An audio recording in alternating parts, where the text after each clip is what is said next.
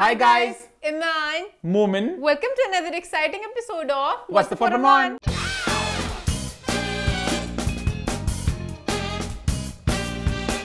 जी हाँ, हम वापस आ चुके हैं एक बहुत ही मजेदार एपिसोड के साथ। लास्ट वीक के शो को आप सबने बहुत पसंद किया, बहुत एंजॉय किया, बड़ी मजे की फीडबैक आई, बड़ी कटीली फीडबैक आई और एक कमेंट मेरी आंखों के सामने चल रहा है। वो कमेंट था कि भाई बड़ी कटीली फीडबैक आज आई है। नेक्स्ट वीक के फीडबैक कॉर्नर का इंतजार रहेगा।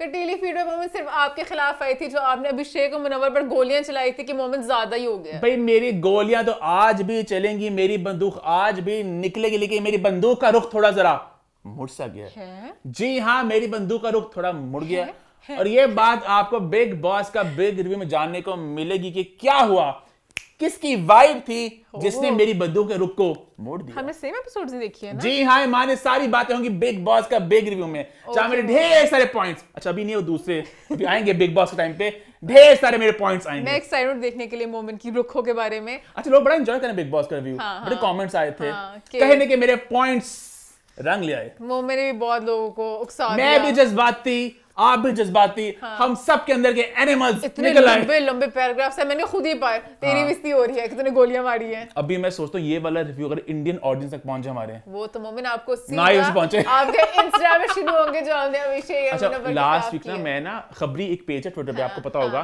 तो वो बड़े देर से ना बड़ी वो अपडेट्स देते हैं, तो वो ना हर एपिसोड के बाद एक लाइव स्पेस करते हैं। तो मैं उनकी लाइव स्पेस सुन रहा था लास्ट वीक, तो वो तो बिल्कुल उन सबके ना जज्बात ही और थे। तो मैं ऐसे तड़प रहा था कुछ बोलने को, मुझे मौका मिल, बट वो इंडियन वहां सब लोग थे, इंडियन स्पेस थी, और बहुत ज्यादा एक्सट्रीम करते हैं। जब जिसके वो तो जो फैन हो ना, ऐसे मुद्दे पकड़ते हैं, वो तो हमसे भी 10 हाथ आगे।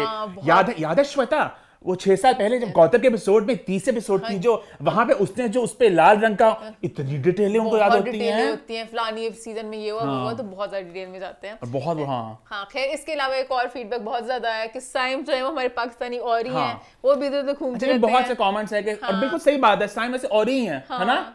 कहाँ से आया है, कहाँ को जाएगा, पागल लड़का सबको मरवाएगा। अब बस मैं चाहता हूँ साइम और औरी मिले, और किसका हाथ कहाँ जाएगा देखना दिलचस्प होगा। सच, दोनों इकट्ठे पोजेस से हाथ रख के, बट मजे का होगा। इन दोनों को आपस में मिलना चाहिए, गुड कोलैबोरेशन। और की फीडबैक है मान? नहीं मोमेंट शो इसी नोट पे आज के शो की शुरुआत करते हैं। शो की शुरुआत करते हैं भाई एक शूट के साथ, जहां पे ट्रिब्यूट पेश किया एक बॉलीवुड आइकन को। जी हाँ, बात करें माहिरा खान के लेटेस्ट फोटो शूट की, जो उन्होंने किया म्यूज ब्रांड के लिए, और यहाँ पे एक ट्रिब्यूट पेश किया उन्होंने परवीन बाबी जी को। देखो हाँ जाने जाओ मुझे प्यार से। इसके ऊपर हमने एक आर्टिकल भी किया, आप सबने देख लिया होगा, और ये आइडिया मेरा ही था आर्टिकल करना भी, इस पॉइंट को यहाँ पे शामिल भी करना। तो इसकी बात हम आगे जाके और इन डिटेल करेंगे, बट अभी स्टार्टिंग में एक बात मैं कहना चाहूंगा कि हमें बॉलीवुड से इशू नहीं है। We love Bollywood and you all know that. मुझे इशू जिस बात से आहिस्ता आहिस्ता आपको मैं इलैबोरेट करता हूँ, एक्सप्लेन करता हूँ। हम सब बॉलीवुड देख के बड़े हुए हैं। आप सबको याद होगा इसी ब्रांड का शूट था जहां माया अली ने श्रीदेवी जी को, एक ट्रिब्यूट तो नहीं, वो एक गाना चला था बस, तो वो बड़ा मजे का था। तेरे मेरे होंठों पे मजे का शूट था वो, और हमने इसकी तारीफ शो में भी की थी व्हाट्स द 411 में, कि बड़े मजे का शूट है वो। और उससे पहले हानिया आमिर ने किया था, इसी बैंड का शूट किया था, जहां पे अगेन एक इंडियन गाना लगा था, ओ मेरे दिल के चैन आए मेरे दिल को दुआ कीजिए। ऑल्दो आई डिड फील कि हानिया ने जरा एक कम तड़का लगाया फिल्मी, वो ज्यादा एक्सप्रेशन साथ खेली, ज्यादा अपनी अदाओं के साथ खेली, है ना? हानिया का ऐसे लग रहा था बैकग्राउंड म्यूजिक चल रहा है, वो गाने के साथ नहीं है, बस पीछे लगा दिया। तो किसने भी किया था लिपसिंग नहीं किया, बट माया गाने के साथ साथ ऐसे अपनी बॉडी को करी थी मूव। बट हानिया ने उस तरह से ग्रूव नहीं किया कुछ। अभी तो ये पहली मंजिल है। तो नाउ यू नो कि हमें इशू बॉलीवुड से नहीं था। मेरा इशू ये था, जब मैंने इस शूट को देखा इंस्टाग्राम पे, तो मैंने कहा फिर से एक बॉलीवुड आइकन को ट्रिब्यूट पेश किया जा रहा है, अच्छी बात है, बट हमारे अपने लोकल स्टार्स का क्या, हमारे पाकिस्तानी आइकन्स का क्या? बिकॉज इंडियन स्टार्स को ट्रिब्यूट पेश करने के लिए बहुत से इंडिया में बहुत से मौके होते हैं, वो हर दूसरे अवार्ड शो पे एक ट्रिब्यूट पेश करते हैं। कब से मैं देख रहा हूँ अमिताभ बच्चन जी को ट्रिब्यूट पेश किया जा रहा है, मैं बच्चा था तब से। याद है अल्फा अवार्ड से सिंगापुर में जहाँ पे विवेक ओबरॉय ने ट्रिब्यूट पेश किया था, बड़ा वैसे अजीब सी जरा चॉइस लगती है अभी सोचो तो कब से ट्रिब्यूट पेश उनके मैगजीन्स में, उनके यहाँ वहाँ बहुत मौके आते हैं, हमारे स्टार्स को मौके नहीं मिलते, मौके भी नहीं मिलते, और वहाँ वैसे भी बहुत ज्यादा सेलिब्रेट करते हैं, वो अपने सीनियर्स को इतना मानते हैं। हमारे रेखा जी को ट्रिब्यूट मिलते हैं, हाँ वो अभी तक कहते हैं कि वो बस हमारे स्टार्स हैं, हमारे वाले तो पुरानों को हमारे स्टार्स को ट्रिब्यूट बस एक जगह मिलता है, वो जगह है लक्स अवार्ड, जो मैं बड़ा पसंद करता हूँ कि हर साल लक्स की स्टेज पे किसी न किसी को ट्रिब्यूट पेश किया जाता है। सॉर्ट से लक्स भी सब खाना पूरी करते हैं, एक दो गाने दे देते हैं और बहुत ही वो तो जमाना बड़ा प्रॉपर हो चुका है ना, और गानों के कॉपीराइट्स आपको अच्छा पैसे नहीं लगाना चाह रहे बेसिकली। अब आपकी पाकिस्तानी गाने पाकिस्तान से क्या पैसे देके गाने भी खरीद सकते हैं, ये तो सैड बात है ना। बैक इन द डे याद है लक्स पे 5 अदाकारें ट्रिब्यूट पेश करती थी, मुझे याद है एक परफॉर्मेंस जहाँ पे संगीता जी और सब लोग बैठे हुए इस तरह और गाने उनके वो स्टेज पे परफॉर्म कर रहे हैं, सयोनी मेरा माही,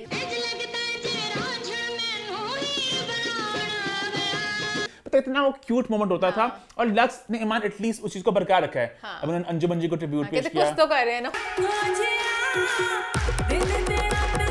पता है वो दुख की बात है कि उनको इंडिया वालों को बॉलीवुड को बहुत लोग सेलिब्रेट कर रहे हैं, हमें कोई सेलिब्रेट नहीं कर रहा। उनको जरूरत है सेलिब्रेशन की। बाबरा जी थी खुश होती, उन्हें सेलिब्रेट करता है ना, और वो लाइक अच्छे थे सब, तो पता नहीं क्यों नहीं करते। तो मेरा पॉइंट था बॉलीवुड को भी सेलिब्रेट किया जाए, साथ साथ हमारे लॉलीवुड को भी सेलिब्रेट किया जाए। मेरा ज्यादा दुख बताऊं क्या था कि इतना भरा उन्होंने सेलिब्रेट किया कि मायरा ने अपने बाल ही कटा लिए। मायरा ने कहा मैं उसी स्टाइल में आऊंगी। अच्छा और कुछ लोगों ने कहा कि oh my god you guys this is the brand's choice, they want to celebrate who they want to celebrate. Myra के आई थिंक इसमें से था जितना मायरा ने बाल खास कटवाए हैं, और आई थिंक मायरा ने अक्सर बात बोली उन्हें मधुबाला और उन्हें सर्टन उनका एक प्यार है इंडियन सिनेमा के लिए, हम सबका है, तो उन्होंने भी अपना भी उनका एक पर्सनल में से था। हां ऑब्वियसली आप चूज कर लेते हो कि आप किस तरह का करना चाह रहे हो। उन्होंने खास बाल में कटवाए उस स्टाइल में, बहुत अच्छे वैसे बाल कटे हुए थे, बहुत। आई डिसएग्री वैसे, I liked her hair style, मुझे आउटफिट्स इतने अच्छे नहीं लगे, पता नहीं सब बहुत ही किस तरह मैं बोलूं। आई नो म्यूज का स्टाइल इस तरह के वो ग्लिटरी शिमरी सा होता है, बट उनका जो स्टाइल था वो ओल्ड स्कूल सा दिखाना था, उसमें वो जो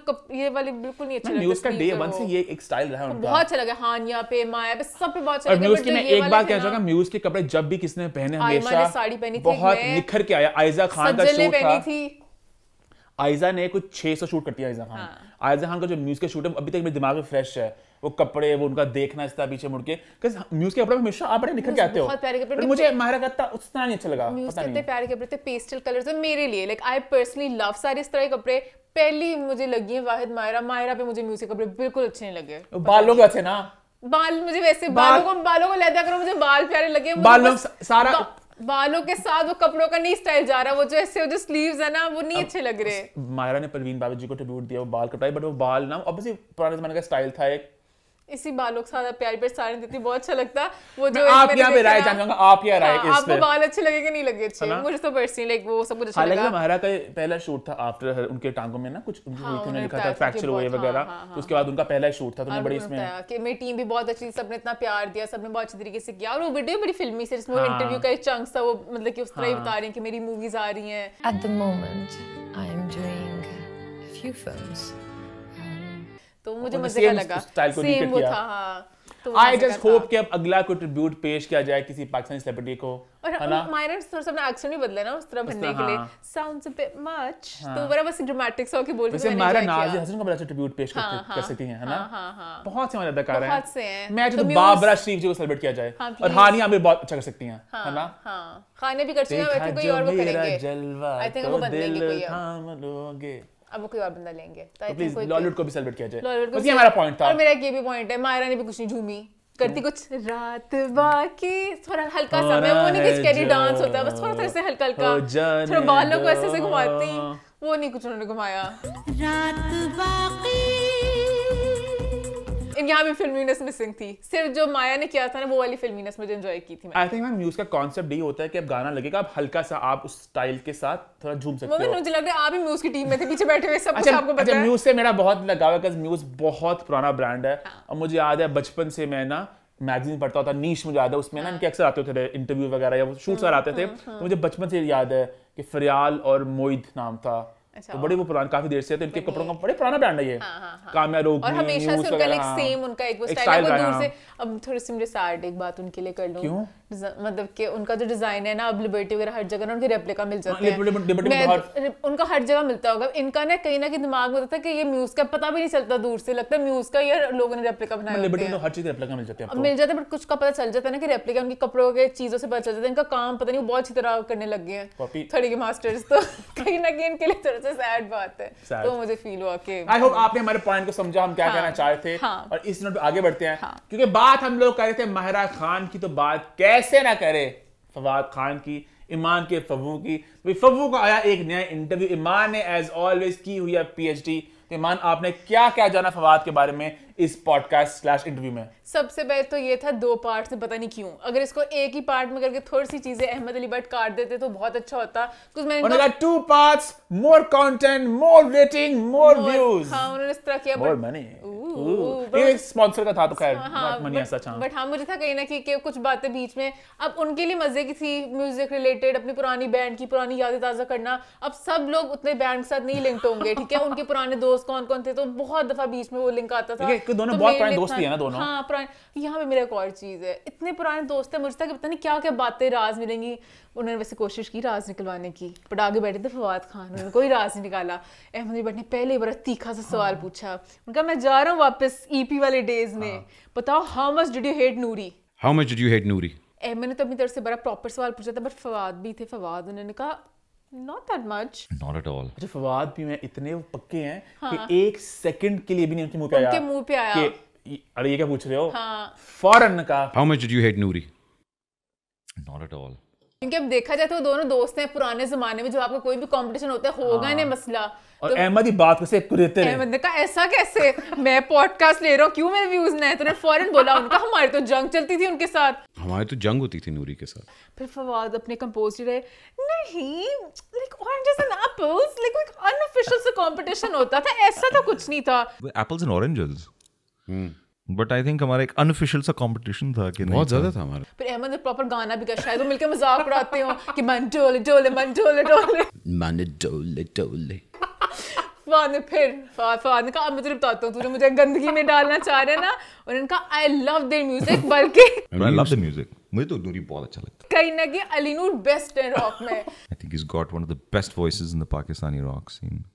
अब अहमद का अच्छा तू मेरे साथ गेम खेलेगा, अब इनका मुझे नहीं पता, मैं अपना एक परसेप्शन दे रही हूँ, अब क्या पता शायद फवाद को अली हमजा नहीं पसंद हो, तो अहमद का तू अगर कह रहे अली नूर, मुझे अली हमजा बहुत ज्यादा पसंद है। I think even Ali Hamza is a very good singer. तो अभी इनका आपस में कोई चल रहा था, फिर उन्होंने कहा हाँ वो भी अच्छे हैं, अली नूर ऐसे हैं, अली हमजा ऐसे हैं, तो दोनों थोड़ा सा चीकी बैंटर चला, बट फवाद ने तक पता नहीं चलने दिया कि वो नूरी को पसंद नहीं करते थे। बिफोर हम आगे बढ़े, मैं एक बात कहना चाहूंगा, फवाद के इंटरव्यू जितने भी आए हैं, कम ही आते हैं वैसे, तो ये बड़ा एक डिफरेंट फ्लेवर था। तो वो बड़े कंफर्टेबल थे कि अपने घर की बात है, सामने अहमद बैठे हैं, तो बड़े चिल्ड आउट थे।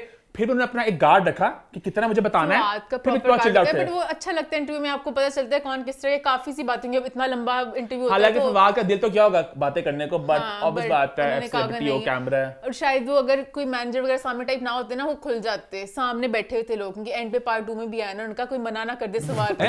अगर यहाँ से इशारा है कि नहीं देना, तो फवाद ने कहा अभी तक किसने मना किया? अहमद तुम कंटेंट की भूखे? उधर से कोई इशारा नहीं आया यार, तब से क्या हो गया यार, एमी अपनी तरफ से कहानी खुद अपनी फिट करनी है। अभी तक ऐसा कुछ नहीं हुआ, फुप्पो नहीं बनो, ठीक है? जहाँ पे कंट्रोवर्सी होती भी नहीं वहां पे भी क्रिएट कर सर, ये तो जरूरी है। मुझे अच्छा लगा, एक्टर ने भी एक्टर को फुप्पो बोला। एक्सक्यूज मी फुप्पो। सारे फुप्पो इस हमाम में सारी फुप्पो हैं। अच्छा खैर, मैं भी थोड़ी फवाद की बात कर लूँ। पूरे इंटरव्यू की मैं सब बात नहीं कर सकूंगी, बहुत लंबा इंटरव्यू है, पर मुझे बहुत अच्छा लगा जिस तरह उन्होंने हर चीज को ऑन किया उनका। मैं एक्सीडेंटली सिंगर बना। अच्छा, काफी लोग बड़े अपसेट है, एक बात है कि फवाद ने अपने प्रोजेक्ट हमसर को अंडर द बस थ्रो कर दिया। मैं वो भी पूरी बात करती हूँ, मैं पहले पूरा फवाद का बताऊंगी कि ऑर्डर में चलेंगी, मैं ऑर्डर में सेंस में चलूंगी ताकि कोई फवाद के ऊपर उंगली ना उठा सके। मेरे फव्वू के बारे में पहले बताती चलूं आप सबको कि मेरे फव्वू बहुत चिलैक्स मोड में होते हैं। मेरे फव्वू बचपन से लेके अब तक फव्वू का जो दिल किया वो बहती हवा से थे, और बहती हवा से जहां रुख मुड़ा वो चलते गए। उनका नाम, मुझे सिंगिंग का शौक था, I didn't want to be a singer. I didn't want to be. ना मुझे एक्टिंग का शौक था। Same thing with acting. I was an accidental actor. किसी ने मुझे कुछ ऑफर किया और मुझे कैमरे में आगे आने का भी शौक नहीं है। No, I didn't want to be in the front line. मुझे पीछे रहना पसंद है, मुझे एंजाइटी होती है, मैं बिल्कुल शौक नहीं करता। मुझे थोड़ी सी घबराहट होती है। मस्ती माहौल में कुछ कर लिया, उसके बाद मैं रिलैक्स करता हूँ, मैं बहुत चिल जोन में होता हूँ। तो जो बंदा इतना चिल जोन में होता है, मुझे अच्छा लगा कि उन्होंने ओन किया, उन्होंने कहा हमसफर मेरे लिए इतना कोई महान नहीं था। After खुदा के लिए to do Humsafar, I wasn't convinced. It was a paycheck. हाँ, हमसफर ने मुझे बहुत कुछ दिया है, तो मैं हमेशा उस चीज के लिए ग्रेटफुल हूँगा। हमसफर ने बहुत कुछ दिया है। बट ये एक एमी एवरेज सा ड्रामा था। No, honestly, I didn't want to do it. अब वो नॉर्मल बात करो तो ड्रामा उस हिसाब से उन्हें पता होगा स्टोरी वगैरह कि ये इस तरह की बनते ही रहते हैं ड्रामे। तो उन्होंने कहा वो केमिस्ट्री बहुत अच्छी थी। मैंने देखा था तो मैंने कहा अगर अब बनता आज तो क्या टेक होती, तो फन का मैं करता ही ना, है ना। If you ask me if I would do it again, no, I wouldn't.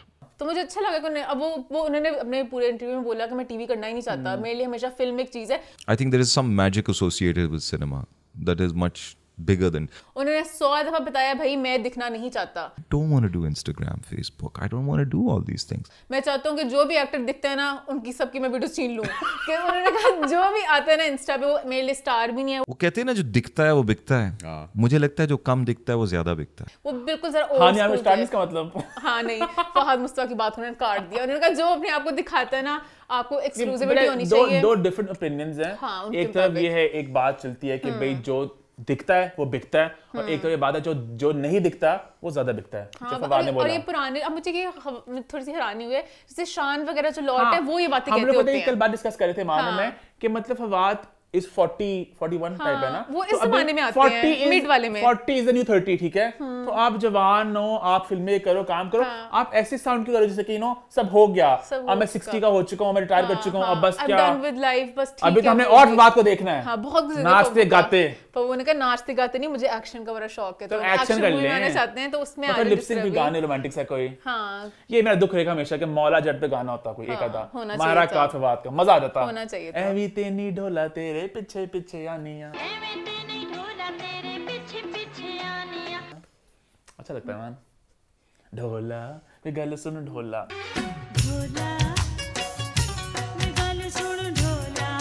Fawad बस खड़े रहते हैं वही, वो भी एक ट्रिब्यूट होता है ना पुराने कल्चर को कि हीरो से खड़ा हुआ है और हीरोइन डांस कर रही है। मुझे लगता है फवाद को डांस वाली चीज में कंफर्टेबल नहीं तो ना कहते हैं बस खड़े करना से बढ़के। मुझे इस इंटरव्यू से फील हुआ कि फवाद हर चीज में कहते हैं कि ये नहीं मैंने करना, ये मैंने नहीं करना, कुछ वो बता भी रहे थे बीच बीच में कि मैं बिहाइंड द सीन्स थोड़ा हूँ इस तरह का कि मुझे होता है कि जो चीज मेरे हिसाब से नहीं हो तो मुझे होता है कि लाइक नहीं इतना होना चाहिए। वो एक्सपेरिमेंट जरूर करते हैं बट इतना ज्यादा नहीं करते। उन्हें थोड़ा सा बताया कि उस कंजर्वेटिव फैमिली से बिलोंग करते हैं, वहाँ पे इतने ज्यादा लोग एक्टिंग में नहीं घुसे हुए, तो उन्होंने हमेशा बड़े चिल होके किया कि एक साइड पे चल रहा है, तो इसलिए मुझे इतना ज्यादा उनका फील नहीं हुआ कि वो क्या है। बॉलीवुड की बात हुई, बॉलीवुड की थोड़ी सी बात हुई, उन्होंने बात की खूबसूरत की, तो उनका तब भी बस मुझे आया कॉल, मैंने कहा चलो देखते हैं वहाँ पे क्या किस तरह काम चलता है। It was more of a why not? चलो यार चलते हैं देखते हैं क्या होता है, किस तरह how do they work इसमें। हवा सा था वो कहाँ गया वो। हाँ, उनका बस मैं प्रोसेस एंजॉय करता हूँ, बस मैं घूमता फिरता रहता हूँ। आगे एक सवाल पूछा, मुझे इसका समझ लगा चूज क्यों नहीं कर सके। अहमद ने कहा आलिया या सोनम। आलिया या सोनम, तो इनका माँ और बाप में से चूज कर सकते हैं। ये अम्मी या अब्बू वाले सवाल क्यों करते हो यार? आलिया सोनम माँ बाप कैसे बने? मान सोनम उनकी पहली हीरोइन थी और आलिया आखिरी थी। आलिया ऐदला मुश्किल में तो कुछ अनुष्का थी। पता नहीं, ये मुझे लगा एक आम एक्ट्रेस आपकी जो थी को स्टार बस कह देते। अल्लाह का शुक्र इसका जवाब नहीं दिया कि फवाद सोनम को अंडर द बस बहुत फेंक चुके हैं और सोनम बहुत दुखी होती होगी। आई एम ग्लैड के फवाद ने सोनम को अंडर द बस फेंका कि सोनम हमेशा फवाद पे डुलती हैं और फवाद ने कभी उसको जरा रिस्पेक्ट नहीं किया उस प्यार को। मुझे ऐसा लगता है, ये मेरा ओपिनियन है। तो I'm glad कि उन्होंने नहीं चूज किया, सोनम का दिल बचा रह गया। हाँ बट चलो थोड़ा कर लेते, क्या था जो भी बंदा कहता है, फिर कहते दोनों कुछ भी जवाब देते, बहुत दफा फवाद ने जवाब नहीं दिया काफी बात। बहुत सोनम के मान कह चुके हैं कि आपको सोनम पसंद है कि आपको फलाना 600 नाम हमेशा वो नाम करते हैं। हाँ खैर, उसके बाद फिर हमारे पाकिस्तानी मायरा के बारे में पूछा कि मायरा ने बहुत तारीफें की कि मायरा के साथ मुझे लगता है मायरा इतना ज्यादा काम करती हैं। She is, oh my God, a machine. She works round the clock. फिर अहमद ने आगे चीकी से होकर अंदाज में बोला वो तो लड़कियों की फहद मुस्तफा है और दोनों से कह के मारे। नहीं, वो औरतों की फहद मुस्तफा है। फहद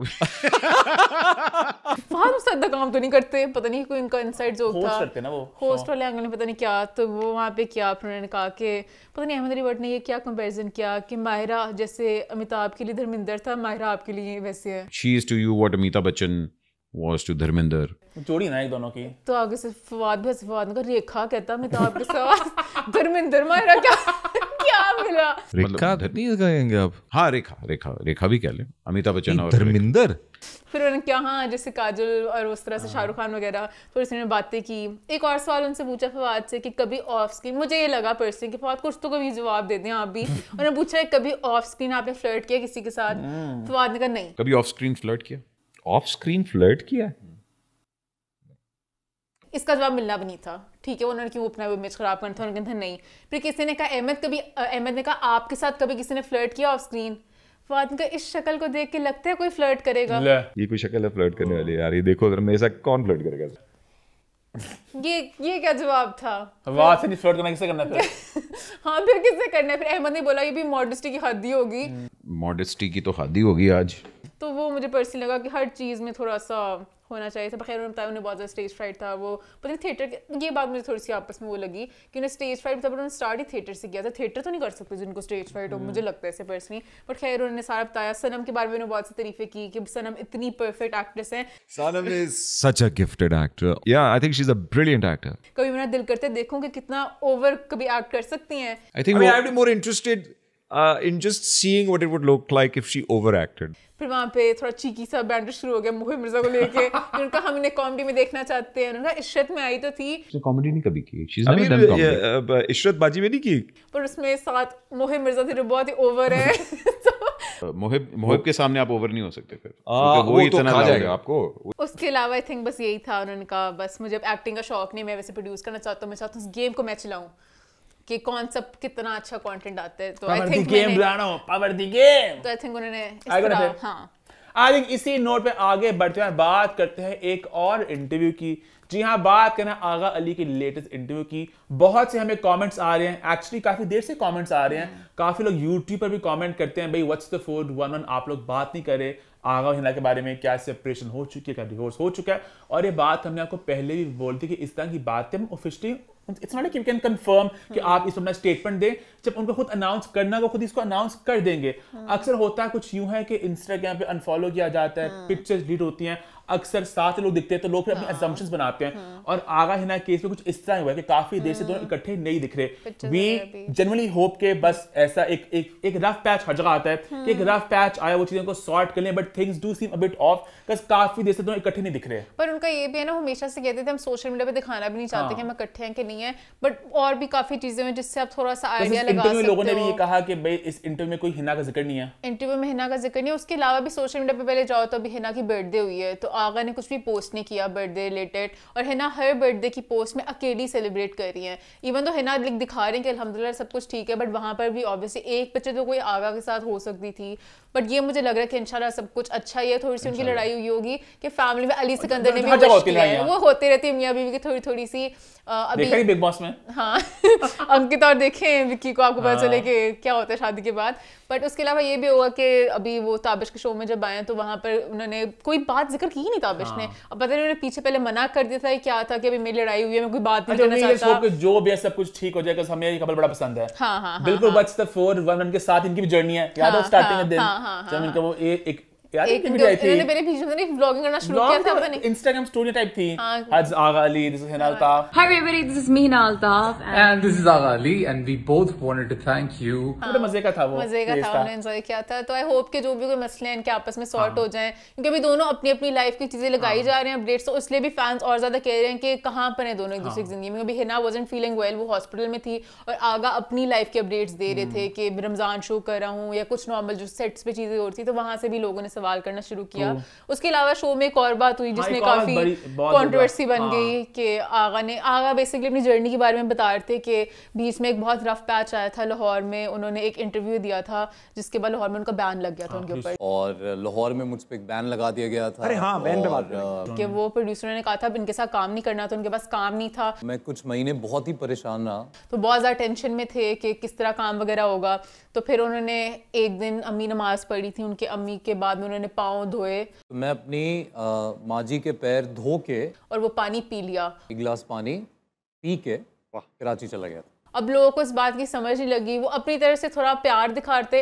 पर्सनली मुझे भी थोड़ा सा हाइजीन वाले फैक्टर वाइज, क्योंकि लोग पाँव चूमते हैं, मैं खुद चूम लूँ, बट पानी धोया हुआ पीना वो थोड़ा सा एक अलग वे में जाता है। किसी का अपना अंदाज होता है, बट उनकी अम्मी है, उन्होंने पानी पिया तो मुझे समझ लगता है कि बाकी सबका क्या था। हर किसी का अपना अंदाज होता है मन प्यार दिखाने का। और आगा ने फिर इंस्टा स्टोरी में पूरा लंबा डिटेल बताया कि क्यों मेरे लिए कितना मैटर करता है सब कुछ। तो आई गेस हर किसी का तरीका होता है प्यार करने का, तो लिव एंड लेट लिव, ऐसे ही है, है ना? एंड आई होप कि आगा हमेशा लाइफ में सक्सेसफुल हो और है ना, आगा ना जल्दी वापस आ जाए, है ना, इकट्ठे। एक पिक्चर लगा के shut up call to all the haters. इससे लिंक्ड है हमारा अगला पॉइंट। बात करेंगे एक ऐसे कपल जिसने सबको बहुत ज्यादा हिला कर रख दिया था। हमें भी जब इनकी आई थी खबर सेपरेशन की, हम सब बड़े परेशान थे कि हमारा बड़ा एक पसंदीदा कपल है, क्या हो गया। बट एक डार्क फेज आया, एक रफ पैच है, उसके बाद they worked on things and they came back stronger. बात हम कर रहे हैं फरहान सईद और उर्वा हुसैन के बारे में, और आज उनका जिक्र इस शो में हो रहा है क्योंकि इन दोनों की जिंदगी में एक और खूबसूरत इजाफा हुआ है जिनका नाम है जहां आरा। जी हाँ, फरहान एंड उर्वा ने वेलकम किया एक बेबी गर्ल को, and we are sending nothing but love and best wishes to this beautiful couple.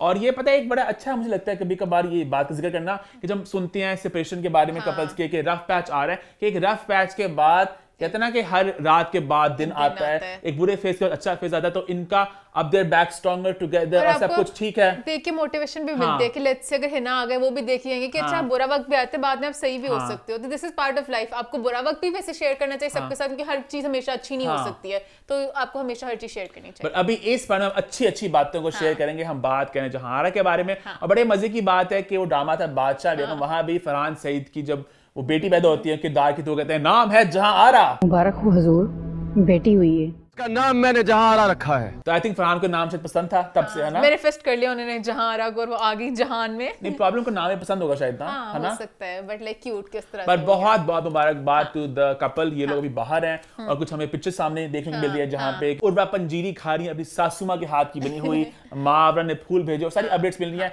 We can not wait for the couple to come back to Pakistan and for us to see Zahra, है ना? आगे बढ़ते हैं, बात करते हैं एक फिल्म की। जी हाँ, लास्ट वीक आई थी एक फिल्म जिसका नाम था वखरी, और अब हम बात करेंगे वखरी की। अकेली थी कलम ने भीड़ दिया मेरे माशरे के सिस्टम को फिर चीर दिया। जी हाँ, स्टार्ट करते हैं वखरी का रिव्यू, और स्टार्ट करेंगे इस रिव्यू को एक वखरे नोट पे। बड़े मजे की बात है, ईमान और मैं ऑलमोस्ट हर फिल्म हम इकट्ठे देखते हैं, अच्छी हो बुरी हो, प्रीमियर हो, स्क्रीनिंग हो, टॉर्चर हो, हम इकट्ठे देखते हैं। This was one of the few film जो हमने इकट्ठे नहीं देखी, और ये था कुदरत का इंसाफ, क्योंकि कुदरत जानती थी कि अगर ईमान और मोमिन इकट्ठे बैठे एक सिनेमा हॉल में तो बहुत से तांडव होंगे, बहुत से ओपिनियंस क्लैश करेंगे। तो ईमान ने फिल्म जाकर देखी सैटरडे को, और ईमान ने फिल्म देखने के बाद एक बड़ा खौफनाक सा नक्शा खींचा। ईमान को फिल्म बिल्कुल एक आंख नहीं भाई, ईमान बहुत डिसअपॉइंटेड थी। ईमान ने कहा मैं ऐसे मुंह खोलूंगी एक ड्रैगन की तरह, व्हाट्स द 411 ने। अब संडे को था फिल्म का एक प्राइवेट एक स्क्रीनिंग थी, जहां हमारा पहले प्लान था इकट्ठे जाने का। ईमान के दोस्त के बहन की शादी थी, ईमान ने नहीं जा सकना था, ईमान ने फिल्म देखी सैटरडे को, अब मैं जाना संडे को। ऐसी सोच अगर हम दोनों जाते स्क्रीनिंग पे क्या होता? कुछ भी, बस मैं शक्ल अपनी बना के साइड बोल देती है मैं अगर उस मूवी के बारे में। तो संडे को मेरा प्लान था जाने का, बट ईमान के रिव्यू के बाद मैंने कहा भाई मुझे थोड़ा ऑफ लग रहा था कि मैं किस मुंह से वहां पे जाऊं। एक ईमान ने फिल्म की बुराई की है और ईमान ने वैसे कितना कुछ बोलना भी है, मुझे थोड़ा ऑफ लगा जाना, तो मैंने कहा कि बेहतर है मैं ना जाऊं। तो मैंने मंडे को फिल्म जाके देखी सिनेमा घर में। अब ईमान ने इतना एक गंदा नक्शा खींचा था फिल्म की, वो एक थीम की बात साइड पे, वैसे भी मान क्योंकि ये ऐसे थी, वैसे तो मेरी एक्सपेक्टेशन बड़ी कम थी, तो आई वाज प्लेजेंटली सरप्राइज्ड कि सिनेमा में गए इस मूड के साथ था कि मैंने ईमान को गलत दिखाना है, मैंने कहना कि ईमान बस एमी बोलती रहती है, एमी जो तब से आप नोट करें उसका नैरेटिव, ईमान ड्रैगन की तरह मुंह खोलेगी, ईमान बड़ा बड़ा मुंह खोलेगी। हम लोग एग्री भी करेंगे कुछ पॉइंट्स पे, एग्री भी करेंगे, हम लोग ऑन द सेम पेज भी होंगे, आप एग्री ही करोगे, हम ऑन द सेम पेज भी होंगे, आप सब पॉइंट्स पे एग्री करोगे, आप लिखवा अच्छा लो मेरे से। फिल्म की बात करें क्राफ्ट की, एक्टिंग की, डायरेक्शन की, तो आई वुड अप्रिशिएट फिलहाल एक्टिंग पे मैं जरूर तालीम जाऊंगी। पूरी टीम की मान एक्टिंग सबकी अच्छी थी। अब मैं खास तौर पे यहाँ पे मेंशन करना चाहूंगा बख्तावर मजहर का, कि मुझे इन फिल्म से बड़ी मजेदार लगा था इनका रोल। एक मुझे लगा एक फ्रेश एडिशन था इंडस्ट्री में, हमारी बहुत कम है खवातीन जो माई प्ले करती हैं, तो मैंने इनके एडिशन को एंजॉय किया। और मैं डायरेक्शन की बात करूँ, इन्होंने बहुत अच्छा काम किया as a director, I enjoyed her work. मेरे हाथ से इनको पैसे ज्यादा नहीं मिले थे, डायरेक्शन उन्होंने बहुत अच्छी की, पूरी फिल्म बहुत सस्ती थी। मान बताओ एक छोटे बजट फिल्म थी ना, बहुत, वही मैंने कहा उन्होंने उस बजट के साथ डायरेक्शन कर ली, उस हिसाब से। तो तो ईमान वो एक कम बजट में फिल्म बनाना बड़ी बात है, तो ऑब्वियस बात है, it was not a big budget film, तो मैंने उनके डायरेक्शन को एंजॉय किया। अब ज्यादा कुछ थीम की बात है जिसकी मान बात करना चाह रही है, let's talk about the elephant in the room, LGBT, drag queen, cross dresser, वो एक उसकी बात हो रही है। मैं उस चीज को नहीं भी लेकर थी, ठीक है चलो उनकी मर्जी उन्होंने करना था, मुझे बच्चों को इस सब माहौल में दिखाना बिल्कुल नहीं पसंद। आप जो ये चीज नॉर्मल करना चाह रहे हो ना, एक क्लब है उसमें बच्चे क्यों हैं? अच्छा ये बात मुझे भी समझ लगी, वहाँ बच्चे क्यों थे वहाँ पे? बच्चे क्यों थे? पूरी मूवी में बच्चे वाला वो ना डालते स्टोरी, बाकी ठीक है आप में जो करना है, क्योंकि अडल्ट्स के लिए मूवी थी, आपकी अपनी मर्जी है। फिल्म की बेसिक कहानी कुछ यूं थी कि हमारे पास एक टीचर है स्कूल की, वो बच्चों को पढ़ाती हैं, वो मैथ्स और साइंस पढ़ाती हैं, तो उनकी ख्वाहिश, उनकी जो होनहार बच्ची हैं, जो उनकी फीमेल स्टूडेंट्स हैं, उनके लिए एक स्कूल हो, उनका सेक्शन बहुत छोटा था, तो उनके लिए वो एक स्कूल बनाना चाहती थी।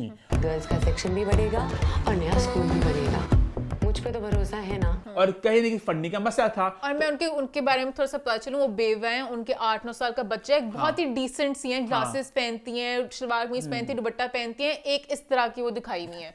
मैं बताना चाह रही हूँ ना कि वो उसके बाद उन्होंने फन रेजिंग के लिए एक वीडियो बनाई है अपनी इंस्टाग्राम पे, सस्ताग्राम पे, सॉरी सस्ताग्राम पे, तो उस वीडियो के बाद कुछ खास रिस्पांस नहीं आया, उन्हें 10,000 रुपया आया, तो बड़ी अपसेट होती है। उसके बाद one thing leads to the other, और उनका एक वो ऑल्टर ईगो बन के आती है वक्री, और वक्री थोड़ी जरा आपको थोड़ा जरा, अब मैं किस तरह इसको बोलूं, वक्री थी ये कहना चाह रहे हैं कहीं ना कहीं कंदील बलोच की जिंदगी पे फिल्म इंस्पायर्ड भी है वहां से, तो उसी अंदाज में वो बनाती है वीडियोस जहां पे वो माशरे को उनका एक आईना भी दिखाती हैं, और बहुत से मानो फैक्ट्स भी बोलती है, और कहीं ना कहीं उनके जरा कपड़े थोड़े रिवीलिंग होते हैं, उनका एक अंदाज थोड़ा। कॉज बहुत अच्छा था कि बच्चियों के स्कूल के पढ़ाना, बट वो कॉज को भी भूल चुकी थी अपनी वक्री बनने में। उनका मेन पूरा मुद्दा था बच्चियों का देखना। अब उनकी स्कूल की, सॉरी मैं स्पॉयलर्स दे रही हूँ, मूवी तब तक उतर जानी है, उनकी स्कूल की एक बच्ची है जो उनकी सबसे ब्राइट स्टूडेंट थी, उन्होंने कहा था हमारे मैट्रिक में सबसे ज्यादा रिजल्ट इस बच्ची के थ्रू आने हैं, उनके माँ बाप ने कहा हमने बच्चियों को पढ़ाना है नहीं, हम इसकी शादी करें। वक्री इतनी खुश थी अपने वक्रीपन में, उसकी शादी होगी, वक्री ने इंटरफेयर ही नहीं किया बच्ची को पढ़ने, तो मैंने पैसे इकट्ठे कर लिए, I also felt the same कि कुछ बातें थी ना, कुछ शाखें थी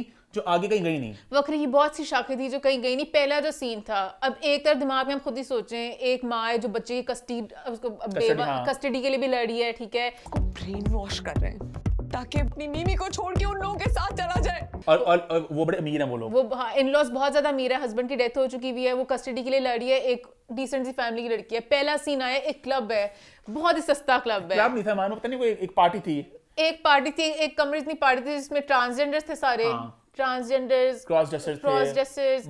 अब पहले सीन में दिखाया कि उसका आउटफिट पूरा बदल गया, और अब जो वक्री है उसका एक दोस्त है गुच्ची पहले सीन में कहते हैं कि अपना जरा सब कुछ दिखा, जरा तेरे पास एसेट्स हैं, तेरे हाय नहीं मैं वैसी नहीं लगूंगी दिखाऊंगी, तो गुच्ची ने कहा नहीं तू मेरी पार्टी पे आई है, अपने एसेट्स को दिखा, और वहां पे औरत मार्च शुरू हो जाती है, वहां पे कैंपेन शुरू हो जाती है, मेरा जिस्म मेरी मर्जी, मेरा जिस्म कोई तुक नहीं थी पहले सीन की, वहां पे सारे ट्रांसजेंडर सब कुछ कम्युनिटी अपनी पूरी चला रहे हैं। अच्छा ये वैसे I felt they did a disservice to their Aurat March which is also, कहीं ना कहीं उसमें अब खैर वो एक बहुत बड़ी डिबेट अब स्टार्ट हो जाएगी जिसमें मैं नहीं जानता, खुद भी घबरा गए थे, औरत मार्च, मूरत मार्च भी बीच में थी, सब कुछ उन्होंने बीच में पॉइंट्स डाल दिए बस। अब मैं पता है खास तौर पे ऑन द फेंस क्यों, ईमान जानती है मेरा दुख।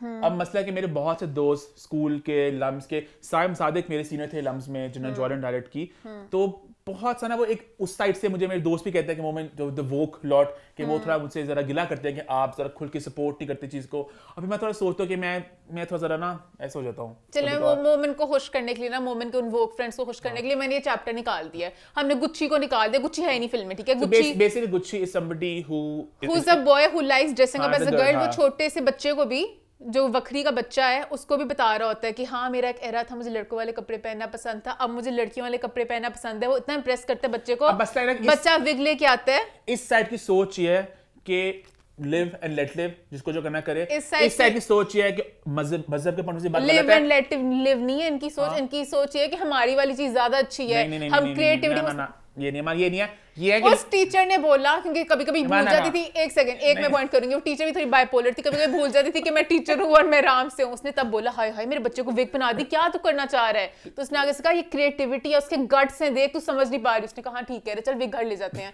वो विग लेके बच्चे को घर ले गई। तो उसको खुद भी नहीं पता था, वो इस तरह दिखाते हैं कि बच्चे की क्रिएटिविटी है कि वो लड़की वाली विग पहन के लड़कियों वाले कपड़े पहनना चाहता है। हम तो भी एक्सेप्ट नहीं करेंगे पाकिस्तान में कि हमारे बच्चों को बताया जाए कि लड़कियों वाली विगे पहन के घूमो, ये क्रिएटिविटी है। सॉरी हम इस चीज को एक्सेप्ट नहीं कर सकते। खैर मैंने भी तेरी दोस्तों के लिए उस उस पॉइंट को निकाल दिया है। अब मैं वखरी पे आऊंगी, वखरी के पूरे एक उस नैरेटिव पे। अब वखरी एक टीचर है, एक मौजिज़ टीचर है। वखरी के अंदर एक कॉन्फिडेंस आ गया कि वो बैकलेस सिर्फ डोरियों वाले कपड़े पहन के यहाँ तक उसकी टांग नंगी होती है, ठीक है। वो भनगी कैरेक्टर, उसको पता नहीं चला, उसका एक ऑल्टर ईगो पता नहीं कहाँ से निकल आया, सब कुछ बन चुकी हुई है, उसको सब कुछ ही भूल चुकी हुई है, रात को भी नहीं पछताती। अब वो इतना एंजॉय करने लगी वखरी बनना। वो कहती टीचर यहाँ पे सोच ये दिखाई थी जो आपको एज औरत आई फेल्ट ज्यादा इस बात से कनेक्ट कर दिया था कि एक औरत की इस माशरे में आवाज बहुत आहिस्ता होती है, नहीं सुन जाती। और वही दिखाया था कि जब वो बोलती है उसकी बात को सुनता नहीं है, जब वो आती है एक इस अंदाज में आती है, एक बेबाक अंदाज में वक्री बनके, तब उसे अपनी एक डैश बेच के उसे वो मिलती है। आगे वक्री मैदान में वक्री को एंड पे पछतावा होना चाहिए था कि मैं एक शरीफ शलवार में पहनने वाली। वक्री की बात पहले नहीं सुनी किसी ने, जब वक्री ने बड़ा एक सेक्सी अंदाज में आके उन्होंने अपना एक सेक्सी बेचा अपना, फिर लोगों ने कहा पैसे पैसे पैसे। वक्री ने पैसे कैसे इकट्ठे किए? जितने पैसे दोगे मैं एक एक चीज और उतारती जाऊंगी। कि मैं भी अपना पर्दा हटा दूं, जो दिख नहीं रहा वो जाहिर कर दूं। इस पे पैसे क्यों नहीं आने थे? तो फिर अगले 2 हफ्तों में मेरे 50 लाख के गोल में मेरी मदद कीजिए। कंदील भी करती है, मैं कंदील से थोड़ी इंस्पायर थी ना। कंदील वाली चीज को ना बीच में डाले, कंदील के साथ कोई लिंक नहीं था स्टोरी का। वो एक टीचर दिखाई थी, पूरी कहानी लगती, बस उन्होंने दिखाया था कि कंदील के साथ भी हुआ है। वो वाली चीजें लेते हो, ऑनर किलिंग वाली। मैं उस पे नहीं जाऊंगी, वो एक टॉपिक सही उठाना चाहिए, किसी को भी मारना नहीं चाहिए, इवन वक्री को भी, किसी को भी इस तरह की चीज पे नहीं करना चाहिए। मैं उसके तो अगेंस्ट ही हूँ, पर मैं वैसे बात कर रही हूँ। एक टीचर थी, मेरा पॉइंट बीच में भुला दिया। बहुत से पॉइंट्स मेरे पास बहुत से पॉइंट्स थे मोमेंट के खिलाफ। हाँ, अनरियल थी मूवी, ठीक है। लाहौर में कौन सा मुझे दिखाते हैं इस तरह का कोई महफिल जो चल रही होती है। और अच्छा, वक्री को खुद भी नहीं पता था। अब वक्री एक महान कैरेक्टर बनाया था, एक जाली का मास्क है जिसे पता नहीं चलता वक्री बन जाती है वो। ये तो वक्री खुद भी भूल गई थी कि मैं वक्री हूँ। कभी वक्री का मास्क आता था, मास्क उतर जाता, कभी चाय वाले के पास उतर जाता था। वक्री का आई एग्री, खुश हो जा, आई एग्री। और ये मेन प्लॉट ट्विस्ट था कि वक्री का मास्क उतरेगा, कब पता चलेगा वक्री कौन है। वक्री हर जगह बेबाक घूमती रहती थी। चाय वाले का मास्क उतार लिया अपना। वक्री सोसाइटी की भी इस तरह प्रमोशन कर रही थी, वहां पे वक्री ने मास्क भूल गई थी। वक्री कहाँ भूल जाती थी, वक्री की अपनी मर्जी चल रही थी। वक्री ने कुछ नहीं कहीं पे देखा कि मैंने कहाँ पे मास्क पहने, कहाँ पे नहीं करना। इस फिल्म को ना आपको सिनेमास में रिलीज करना चाहिए नहीं था, but then in their defence ये फिल्म कौन सा प्रॉपर इसको रिलीज मिली है। इट्स नॉट लाइक इसके 10 शोज हैं सिनेमा में। इसके एक अच्छा इस पॉइंट को बिल्ड कर लो, इसका एक शो डीएचए सिनेमा में है, क्यों में 2 शोज है, तो ये प्रॉपर आपकी एक उस तरह की रिलीज नहीं है। Because I was a bit surprise, वो जो मां में बात करने वाली सेंसर वाली, कि इस फिल्म के जो थीम्स है बड़े बोल्ड थे। और नॉर्मली हम देखते हैं कोई इस तरह के सीन्स आते हैं, डायलॉग्स आते हैं, फिल्म को बैन कर देते हैं। तो ये फिल्म पास हो गई, लग गई, और काफी तक अनकट थी। बस कुछ चीजें काटी थी उन्होंने, डायलॉग्स कुछ ये वाली चीज भी डाल दी उन्होंने। चौधरी के साथ गुच्छी लगा होता था, गुच्छी का बॉयफ्रेंड था प्रॉपर। गुच्छी का बॉयफ्रेंड वो तो गलत वे में करता था ना, पैसे करना तो नहीं चाहता था। अच्छा, वो अपना बॉयफ्रेंड भी था, अपना बॉयफ्रेंड भी था, सब कुछ गुच्छी के लिंक था। गुच्छी और गुच्छी के खान से कोई लिंक नहीं था। गुच्छी पता नहीं क्यों थी। एक गुच्छी की जर्नी थी और एक वक्री की जर्नी थी। तो गुच्छी की जर्नी आराम से कट सकती थी, बट फेस्टिवल तक नहीं पहुंचना था। गुच्छी के लिए फेस्टिवल चाहिए था हमें, तो अब क्या करते, वरना आम ये बहुत एक अच्छी मूवी थी। Because had this film been like a commercial mainstream release ना, तो आराम से इसको सेंसर करके बहुत सी बातें वो काट सकते थे। वो बस गुच्छी को दिखाते थे, इसका दोस्त था, बहुत कुछ काट सकता था। अब कमली फिल्म थी, उसमें भी कुछ सीन्स काटे गए, इंटरनेशनल वहां पे हैं, यहाँ पर नहीं है, सबा कमल की फिल्म है, तो इसको भी काटा जा सकता था। I felt मैं गुच्छी को भूल गई, ठीक है, मैंने गुच्छी को निकाल दिया। मैं अभी स्टैंडिंग ओवेशन देती इस मूवी के लिए। मूवी का जो टॉपिक था बहुत अच्छा था।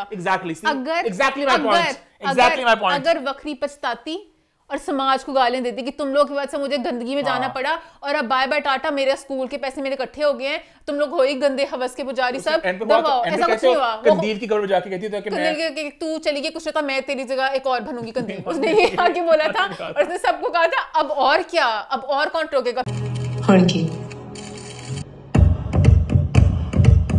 गाना लगा था, क्यों बागी बनी मैं, क्यों बागी दुनिया ये सवाल, क्यों बागी बनी मैं। बहुत गलत लूप होल्स थे। तो मुझे लगा मैंने पॉइंट बहुत बिखरा किया, क्योंकि मुझे मोमिन के साथ भी लड़ना था हर पॉइंट पे। बिखरा हुआ है, मोमिन खुद बिखरा है, इधर ही मौत है। बट खैर मैं एक बात कहना चाहूंगी, सारी बातों को सब करते हुए, एक तरफ खाई है। वक्री के अलावा मूवीज के साथ ना आप लोग बहुत ज्यादा आपके ऊपर इम्पैक्ट आता है। जो देखते हो ना, मैं एनिमेटेड मूवीज बहुत शौक से देखती हूँ। मुझे लगता है इवन वो बच्चों के लिए होते हैं, पर उसमें कोई लेसन होता है, बड़ों के लिए भी। एक बस मेरी बात कंप्लीट करने दे। मूवी से बहुत ज्यादा फर्क पड़ता है। पॉजिटिव साइड पे जाते हो, नेगेटिव साइड पे जाते हो, तो इस तरह की मूवीज बना के आप सिर्फ गंद फैला रहे हो। इसमें कुछ वो नहीं है कि आप बच्चों को कह रहे हो कि देख पहनो, बच्चे क्लब्स में जाके फोन रखेंगे। This is not the right thing to promote. आप जो प्रमोशन की बात कर रही हो, हम सब लोग नेटफ्लिक्स देखते हैं, हम सब लोग ऑनलाइन कंटेंट कंज्यूम करते हैं। हर दूसरे ड्रामे में एक किरदार होता है इस तरह का, ये थीम्स को बात होती है। हम तो आप क्या करें, हम तो एटलीस्ट ना करें। तो वही मैं again I am on the fence. मेरे ख्याल से नहीं होना चाहिए एटलीस्ट हमें। तो हम जब अगर इतने प्राउडली कहते हैं इस्लामिक स्टेट अगर हम लोग कहते हैं इस चीज़ को, तो हम मुस्लिम तो ना इस चीज़ में पढ़े। मुझे ऐसे पर्सनली लगता है कि नहीं करना चाहिए, कुछ वो ज़्यादा हो रहा था। मुझे बस बच्चों वाला एंगल है, मैंने तो सोचा मैंने गुच्ची को भी माफ़ कर दिया, मैंने कहा चलो गुच्ची भी डाल दी। गुच्ची का एक सीन था एंड पे साड़ी पहन के ऐसे से मटक मटक जाती है, मैंने गुच्ची को भी भूल दिया, पर बच्चों को बीच में ना लेके आए। बच्चों वाली चीज़ बहुत गलत है। बच्ची है ना वो विग पहन के आती हैं कि हम बकरी बनेंगी, वकरी को बकरी से इंस्पायर होने की चीज़ नहीं थी उस तरह की। बच्चे वकरी से इंस्पायर क्यों होते हैं? एक क्लब में वो फुल एक सेडक्टिव सा पहन के टाइट्स घूम रही होती है, वकरी बच्चों तक कैसे पहुंची? मजे करते फरियाल भी ना असली जिंदगी वकरी बन चुकी हैं। हाँ। अब मैंने अक्सर देखा कि जब भी एक एक्टर एक किरदार पे करता है बड़ा स्ट्रॉन्ग, तो वो कहने की हल्का से वो बन जाता है। और आई फील लाइक कंदील बलोच का किरदार ऐसा है, जब मैंने सबक मैंने प्ले किया था बागी में, हल्के सबक में वो ना एक फ्लेवर आ चुका है, थोड़ा सा वो जरा बागी वाला फ्लेवर, उस तरह वकरी करके वो बड़ी वकरी बन गई फिलहाल भी। बिहाइंड द सीन्स पता नहीं क्या कुछ वकरी को पूरा उन्होंने जब ट्रेन किया होगा बताने के लिए, डायलॉग्स मेरे मुसवान के थे। नहीं मैं अगर फिलहाल के कुछ सीन्स करूं, कुछ मैंने देखी बातें आई हैं ऑनलाइन, तो हम उनको यहाँ पे प्लग नहीं करेंगे, बट बड़ी वो वक्री सी बातें हो रही हैं, है ना? उसी जोन में चली गई हैं। सरप्राइज की क्या बातें कर रही हैं ये बात की आगे मीडिया में प्रॉपर, तो बड़ा यू नो थोड़ा हंगामा हो सकता है इस बात पे। और भूल गए वकरी वाले बच्चा भी था, उसकी कस्टडी का क्या बना, बस वो वकरी बन के विग पहन के बस चली गई है मैदान में, पता नहीं क्या करने के लिए। वकरी का कुछ एंड नहीं बचा ना, वकरी का रिव्यू बड़ा बखरा ना स्कूल ना कुछ भी नहीं, बस वकरी अपना ऐश में थी कि मैं वकरी बन चुकी हूँ और मैं पैसे कमा रही हूँ, मस्तियाँ कर रही हूँ। वक्ती का ये था। अब लोगों का दिल कर हम फिल्म देखे जाके बड़ा फायदा फिल्म उतर गई, इसलिए मैं खुश थी, मैंने कहा था मैं तब रिव्यू करूंगी ताकि जब कुछ भी ना हो सके।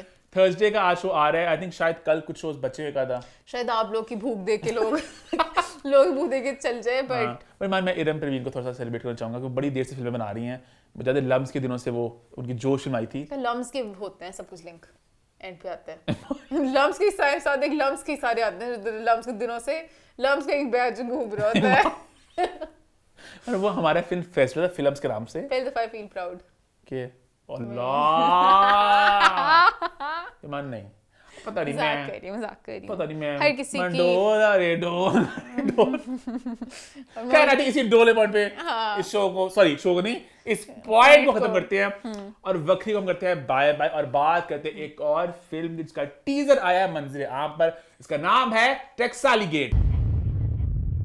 अबू अलिया की ये लेटेस्ट पेशकश है और कहीं ना कहीं ऐसा लग रहा है हर फिल्म के साथ अबू अलिया का craft as a film maker as a director वो और से और बेहतर हो रहा है। मतलब आप इनकी अगर पुरानी फिल्मों को कंपेयर करें, हमने बड़ा मजाक उड़ाते रहे थे बैक इन द डे जब तक्षा आई थी तो वो बहुत लो बजट फिल्म थी वो, बट आहिस्ता आहिस्ता फिल्मों के बजट बेहतर हो रहे हैं और ये देखने को मिला कि Abu Aleeha as a film maker he knows his craft, उन्हें पता वो क्या कर रहे हैं। पहले बजट कम थे, अब बजट बेहतर हो रहे हैं। अब ये जो फिल्म है इसका टीजर देख के आई वाज सो इम्प्रेस्ड कि बहुत कमाल की लग रही है ना? तालियां।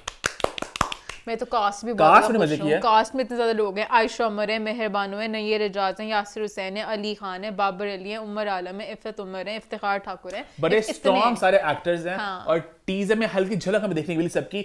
आयशा उमर का जो ओपनिंग का जो सीन है उससे बड़ा मैं हूं इम्प्रेस उनकी परफॉर्मेंस से और लग रहा है आयशा उमर ने बड़ी एक इम्प्रेसिव परफॉर्मेंस दिया है। टकसाली में रहने वाली कुड़ी जिसका बाप कंजर है उसकी कीमत 25,000 फेरे से ज्यादा नहीं। और इस साल अवार्ड आयशा उमर जरा इकट्ठे करने वाली है ना? और मुझे बस ये डर है जैसे लास्ट टाइम उनकी हमने मूवी देखी सेंसर हो जाए। हां सेंसर में वो उस मूवी में तो पता नहीं फिल्म बड़ी बोल्ड है, जो फिल्म की जो बेसिक कहानी मैं समझ सका हूं जिन्होंने बकरी को किया है सेंसर बोर्ड, वो सेंसर बोर्ड इधर आ जाए क्योंकि पिछली दफा जो है बाद में कुछ भी नहीं था, बहुत सेंसर इसमें। कोई पॉलिटिशियन भी बोलेगा पॉलिटिशियन बीप हो जाता, पॉलिटिशियन वर्ड भी नहीं बोलना, हर बात को beep beep beep beep beep हो जा रहा था। फिल्म की जो मेन कहानी है वो कुछ चीजों के आयशा उमर बेसिकली एक प्रोस्टिट्यूट है और जो यासिर हुसैन है वो उनके दलाल हैं और इनके साथ ऐसा लग रहा है कुछ हुआ है, इंसाफ अपने लेना चाह रही हैं और उस इंसाफ के चक्कर में ये हमें देखने को मिलेगा किस तरह हम लोग डिफरेंट लोगों को डिफरेंट चीजें ट्रीट करते हैं। मेहरबानों वाला भी मुझे वो एंगल अच्छा लगा, डोमेस्टिक वायलेंस पता नहीं क्या मार रहे हैं उनको और पूरा गाना भी जो उन्होंने हक किधर है तो जरा उस तरह से लग रहा है कि मूवी को देख के आपको ऐसा लग रहा है कि एक कोर्ट रूम ड्रामा भी होगा जहां पे एक लड़की अपनी बात करेगी, अपने इश्यूज, अब मुझे पता एग्जैक्टली क्या होगा, गंगूबाई की वाई की उस तरह हमारी बातें उठाएंगी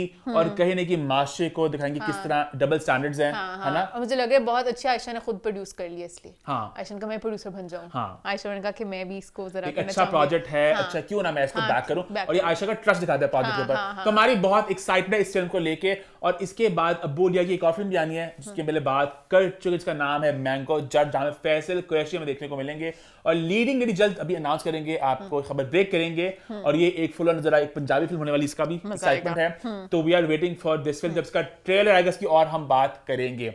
आगे बढ़े फिर आगे बढ़ते हैं और बात करते हैं बिग बॉस की, लेकिन उससे पहले ईमान का एक छोटा सा पॉइंट है जो ईमान ने खास तौर पर शामिल कराए लास्ट मिनट। ईमान क्या है वो पॉइंट? अजान का गाना है भाई जो मुझे बहुत अच्छा लग गया है। सनम सईद वीडियो में है और वो बहुत प्यारी लग रही हैं। थोड़ी थोड़ी ओम शांति ओम वाइब्स हैं, बट वो बड़ी फिल्मी सी हैं। ऐसे वो एंट्री होती है, पीछे गाना चल रहा है, बारिश हो रही है। अच्छा, अजान ने इतना वेट लूज कर लिया, इतने पतले हो गए हैं, बहुत और पतले हो गए ना। हाँ, इस गाने में तो बहुत ज्यादा पतले लग गए हैं। दोस्त है असफन यार, शक्ल मिलने लगी है। हाँ, सेम शक्ल हो गई है। हाँ, स्ट्रक्चर मुंह का, फेस का स्ट्रक्चर सब कुछ वैसे हो गया। अब थोड़ा सा आई थिंक इनको यहाँ पे बस अब रुक जाना चाहिए, अब बस बहुत ज्यादा पतले हो गए हैं। बट है गाना बहुत मजे का है, लाइंस वगैरह ऐसे दिल पे लगती हैं।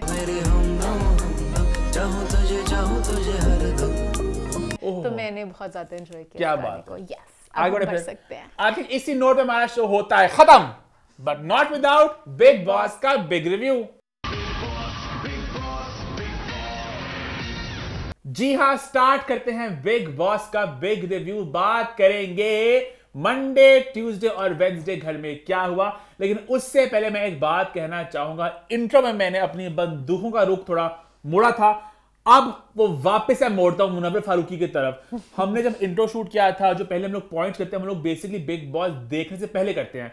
इंट्रो किया, पॉइंट सारे किए, उसके बाद ब्रेक आती है, बिग बॉस की लेटेस्ट एपिसोड देखते हैं, उसके बाद आपके सामने ताजा बिग बॉस का बिग रिव्यू लेकर आते हैं। बट मुझे नहीं पता था कि एक ही एपिसोड में हालात बदल जाएंगे, जज्बात बदल जाएंगे, प्रॉपर एक्सपोज हो जाएंगे। हाँ, उन्होंने प्रोमो भी नहीं काटा इस चीज का। प्रोमो में था मैं कभी एक्सपोज करूंगी, जाने से पहले करूंगी। प्रोमो चलते फैमिली वीक के, विकी की माता श्री आएंगी, विकी बेटा, अंकिता भी थोड़ी जरा वार करेंगी। फिर 3 दिनों से वही चल रहा था, विकी की अम्मी पहुंच नहीं पाई और ये पता नहीं। मैं हैरान हूं, इनको तो पता था सब कुछ ही हुआ है। आज पूरी एपिसोड बेसिकली मुनव्वर आयशा के मुद्दे के इर्द-गिर्द घूमी, तो प्रोमो से लगा नहीं। आई थिंक बिग बॉस पहले कहते थे ना बाहर की बातें नहीं कर सकते, इस तरह तो प्रॉपर पूरा नाम लेकिन नेम एंड शेम किया, केस भी कर सकते हैं बाहर वाले कि हमें क्यों टीवी पे। नाज़ला बेचारी का क्या लिंक था, ना वो शो में आई, ना साइन किया, नाज़ला पूरी बर्बादी होगी। तो इस तरह से भी होगा ना कि कहीं यहाँ पे एक बात और भी ऐड मैं करता था। लास्ट वीक जो लोगों ने कमेंट किए थे कि आप लोग इस बंदे के अगेंस्ट है, इसके साथ हैं, तो हवा बदलती रहती है। जैसे अभिषेक, मेरी हवा तो भी वहीं की वहीं है। एक अभिषेक और मुनव्वर दोनों को लेकर दोनों को मैं गोली मारना चाहती हूँ। अभिषेक के बाद थोड़ा जरा मेरी हवा थोड़ी कम हो गई है, चवले मारी अभिषेक ने। बट द पॉइंट बीइंग के फैंडम्स को समझना चाहिए, हर किसी की अपनी राय होती है, हर किसी को अपने एक नजरिए से देख रहा होता है।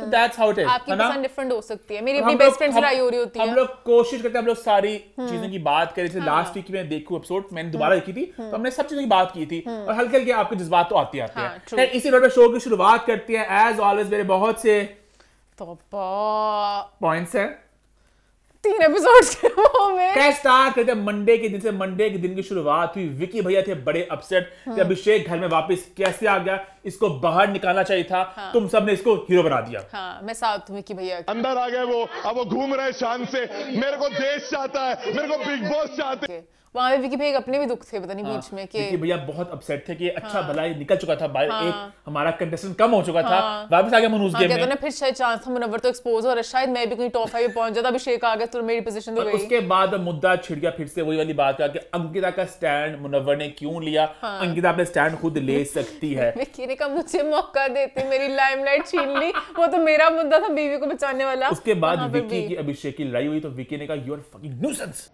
मत बोलो, मैं बोलूंगा तेरे को फकिंग जो भी है ना, इसका बोला। लेकिन विकी ने फकिंग लफ्ज जिस तरह इस्तेमाल किया, वो अभिषेक को चौड़ लगा।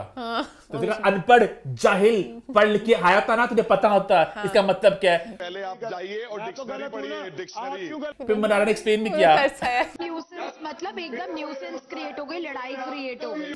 कहते नारा को न्यूसेंस होता है कि नारा को पहले समझाया नहीं आया। इसका मतलब होता है like you know like nuisance, इसका मतलब लाइक लड़ाई हो गई। Mannara what is. तो वो उसे विकी ने थोड़ा ज्यादा अटैक किया, तो गांव में था तो पढ़ नहीं रहा था वगैरह वगैरह। उसको मेरे अपना गुस्सा ये था ना कि अभिषेक बार-बार कह रहा था मुझे सलमान खान ने बचाया। विकी ने कहा मेरे को देश चाहता है, मेरे को बिग बॉस चाहता है, वो ऐसे अब घूम रहा है एकदम कॉन्फिडेंस के साथ, ये तुम सब ने किया है। तो ये विकी का मेन दुख था। वहां मनारा के मुन्ना की लड़ाई भी हुई। अच्छा लड़ाई क्या है मुझे नहीं इनकी लड़ाई को पता। कभी ना, कभी खट्टी कभी मीठी, पता नहीं क्या है। और अपेरेंटली विकी को बड़ा दुख हो रहा है समर्थ के लिए कि वो लड़का थप्पड़ खा के घूम रहा है। किस मुंह से घूम रहा है? तुम सब समर्थ इतना फनी है, समर्थ की कोई फीलिंग्स नहीं किसी भी चीज को लेकर। समर्थ सुनता है कि मुझे क्या फील करना है, तो समर्थ उस हिसाब से बेचारा फिर कहता है अच्छा मुझे सैड एक्ट करना है, तो चला सैड एक्ट कर रहा था। अभिषेक ने थोड़ा हमें सिंपैथी कार्ड थोड़ा सा खेला कि ईशा जब मैं तेरे से मैं तेरे से गठबंधन कर पा रहा था तो मैं 6 महीने तक मैं बेड पे था, मेरे पापा मेरे को उठा के लेके जाते थे। ईशा ने बोला मेरी बात सुन, तू इतनी प्यार में था मेरे मुब्तला, अब तू गंदगी की अंत कर रहा है, ये बातें कहाँ से एडअप हुई? इतना तुझे मुझसे प्यार था चीनी, अगर प्यार से होता आपको तो आप किस तरह गंदा करते हो? तो वो दोनों की जरा वही पुरानी बातें चलती रही। उसके बाद समर्थ को दौरा भी पड़ा था बीच में, इस कुत्ते से बात करिए तो इस कुत्ते से बात अगला मेरा पॉइंट वही था। ईमान मेरे बड़े डिटेल पॉइंट होते हैं, 20 पेजेस में मैं मुझे मेरा पॉइंट ना चला। अगला पॉइंट ये था, समर्थ ने कहा इस कुत्ते से बात करनी है, बात करनी इस कुत्ते से, हाँ के ना, हाँ के ना। तू कुत्ते से बात करेगी तो बता दे, जबरदस्ती हाँ या ना, बोल हाँ या ना। शेख ने बड़े एक मासूम अंदाज में बोला गाली तो मत दो यार, गाली तो मत दो यार, जबरदस्ती की गाली मत दो प्लीज। शेख तो एक भोली सी बिल्ली बन गया है। ने कहा जा जाके एग्रीमेंट में लिखवा के ला कि गाली देना मना है, गाली एग्रीमेंट में लिखवा के ला, गाली मत दो, तू एग्रीमेंट में लिखवा के ला। समर्थ का बेसिकली अटैक था सलमान खान के ऊपर। समर्थ ने वार किया सलमान खान के ऊपर कि जा जा जो करना कर, बाप का मेंटल लौंडा, बाप का मेंटल लौंडा। समर्थ की इतनी पसली नहीं थी, सारा विकी ने से पंप किया था। विकी ने भी कहा कि जो बोला बोलेंगे, निकलता निकल जाए, समझ जा, जो बोला तेरे दिल में था बोल। अगेन अटैक इसमें था सलमान खान पे। अब हीरो बनकर आ गया ये, इसको निकले रहने देते। ये बोला था मुनव्वर ने ना कि बाहर जाके हीरो बन जाएगा, तो विकी ने कहा यहाँ पे आके वो हीरो बन गया। फिर अभिषेक के मुन्ना की लड़ाई हुई, अभी की तरस खाता रहा समर्थ के ऊपर, और अंकिता ने फिर कहा हम हमें माफ कर दो, हम मैं और मुनव्वर आप सबके मुजरिम हैं, हमसे गलती हो गई, हमने हाथ उठाया। और फिर अंकिता ने बोला ये है ही मेंटल, ये है ही मेंटल, मैंने इसके लिए हाथ उठाया। नॉर्मल हो रही है, आप पागल हो रही हैं अभी, मैं तो अच्छे से बात कर रहा हूँ।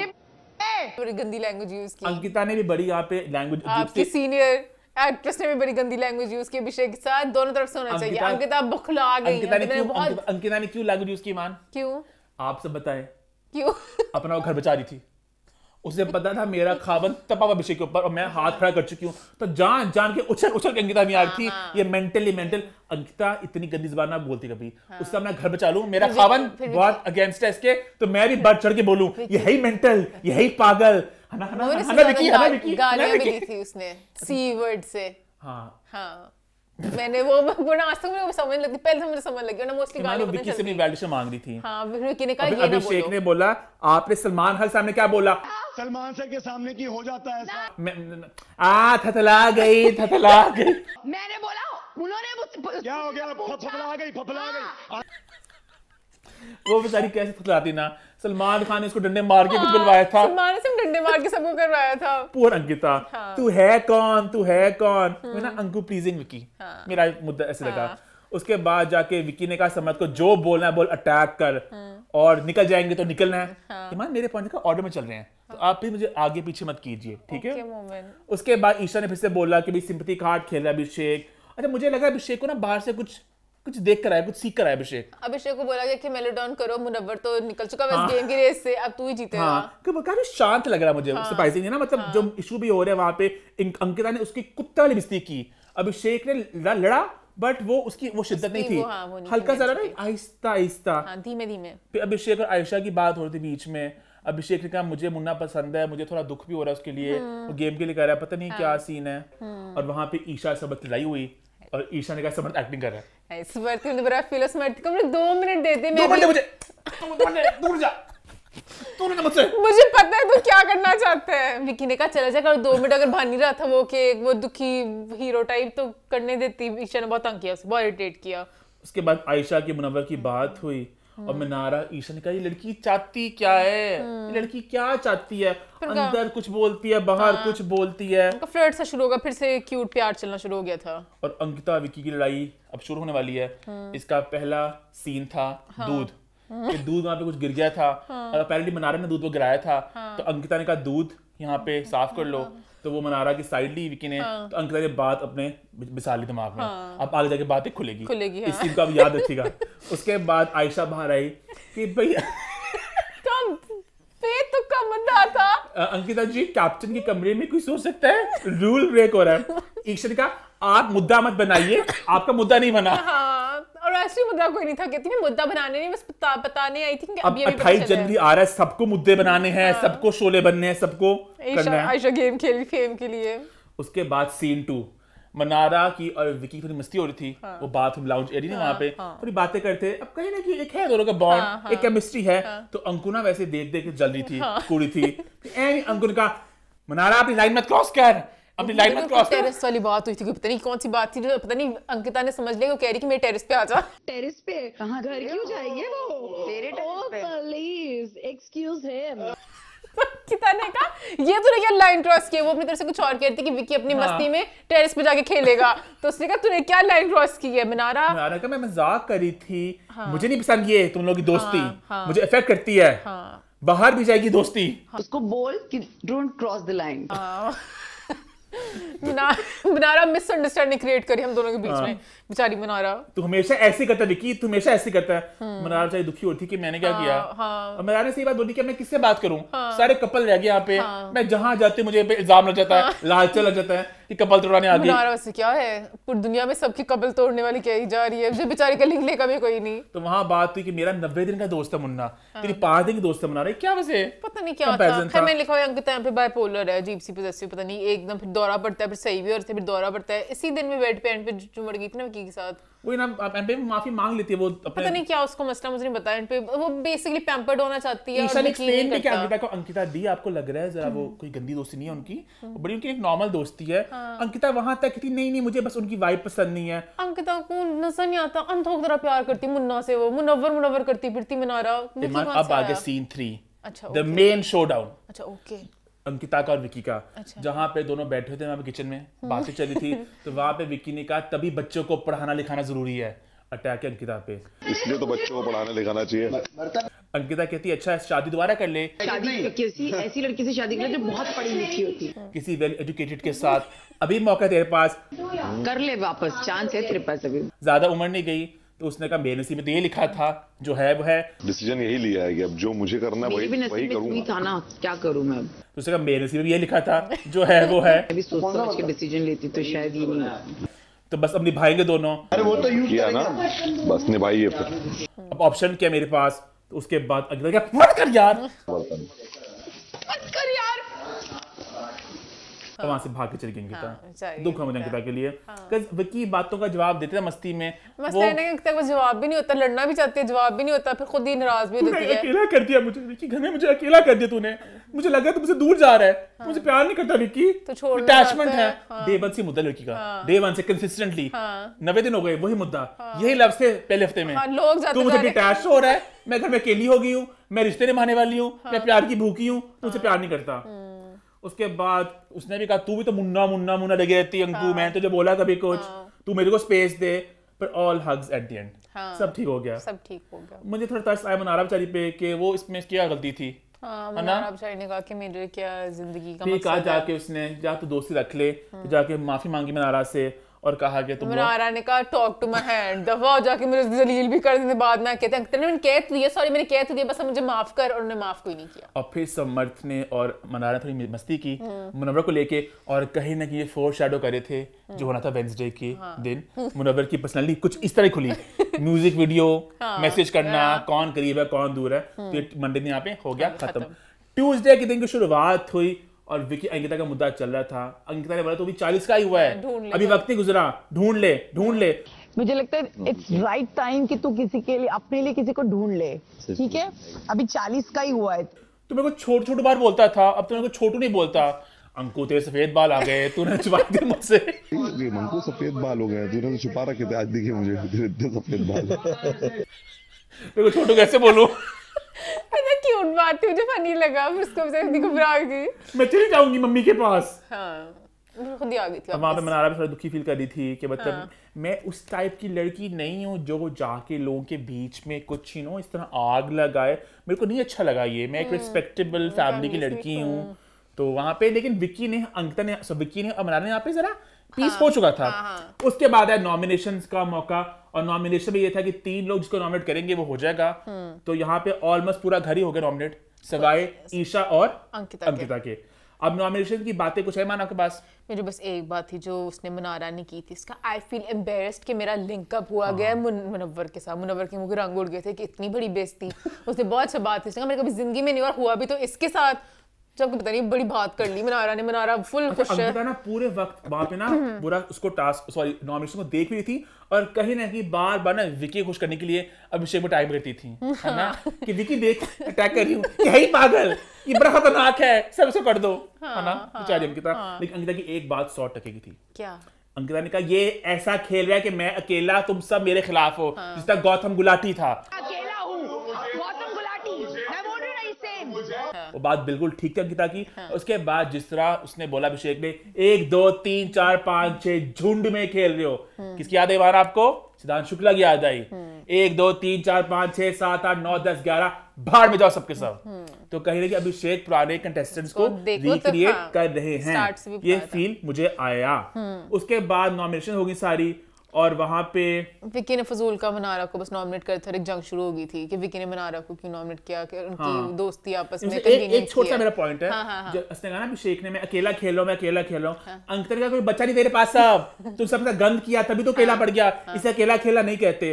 और फिर हो गया वो मेन मुद्दा आ गया कि विकी भैया ने नॉमिनेट किया मुनारा को। विकी भैया का मेन बस एजेंडा ये था कि ज्यादा लोग आए नॉमिनेशन में ताकि मैं बच सकूं, है ना। हाँ, पर वो बता नहीं सकते थे अपनी ऑनेस्टी की, मैंने इसलिए किया तो उन्होंने कह दिया कि तूने अभिषेक को क्यों नहीं किया। तो सब अपसेट थे कि मुनारा ने अभिषेक को नॉमिनेट क्यों नहीं किया। हाँ, ये तो मुनारा ने बड़ा अच्छा जवाब दिया। मुनारा ने कहा ऐसे तो मुनव्वर ने भी नहीं किया, मुनव्वर बड़ा कहता था मैं निकाल देता, उसके पीछे नहीं पड़े। तो कहते मुनव्वर माफी मांग चुका था, माफी जब तेरी बीवी ने मांगी थी 3 दिन पहले। वहां पे मुनारा एक बात बोल दी आयशा को लेके। क्या? कि आयशा कहती मुनव्वर को मुझे देखिए आगे से, मुझे देखिए पीछे से। मुनव्वर मुझे देखो ना, मैं कितनी हॉट लग रही हूँ आगे और पीछे से। मम्मी ने आपने अपने हाथ से जेस्चर्स करके क्यों बताया? मुनारा तो सबने कहा अरे ये क्या बात करी मुनारा, बिड़ू, ये अरु ने बोला नक्को, ये क्या बोले हैं।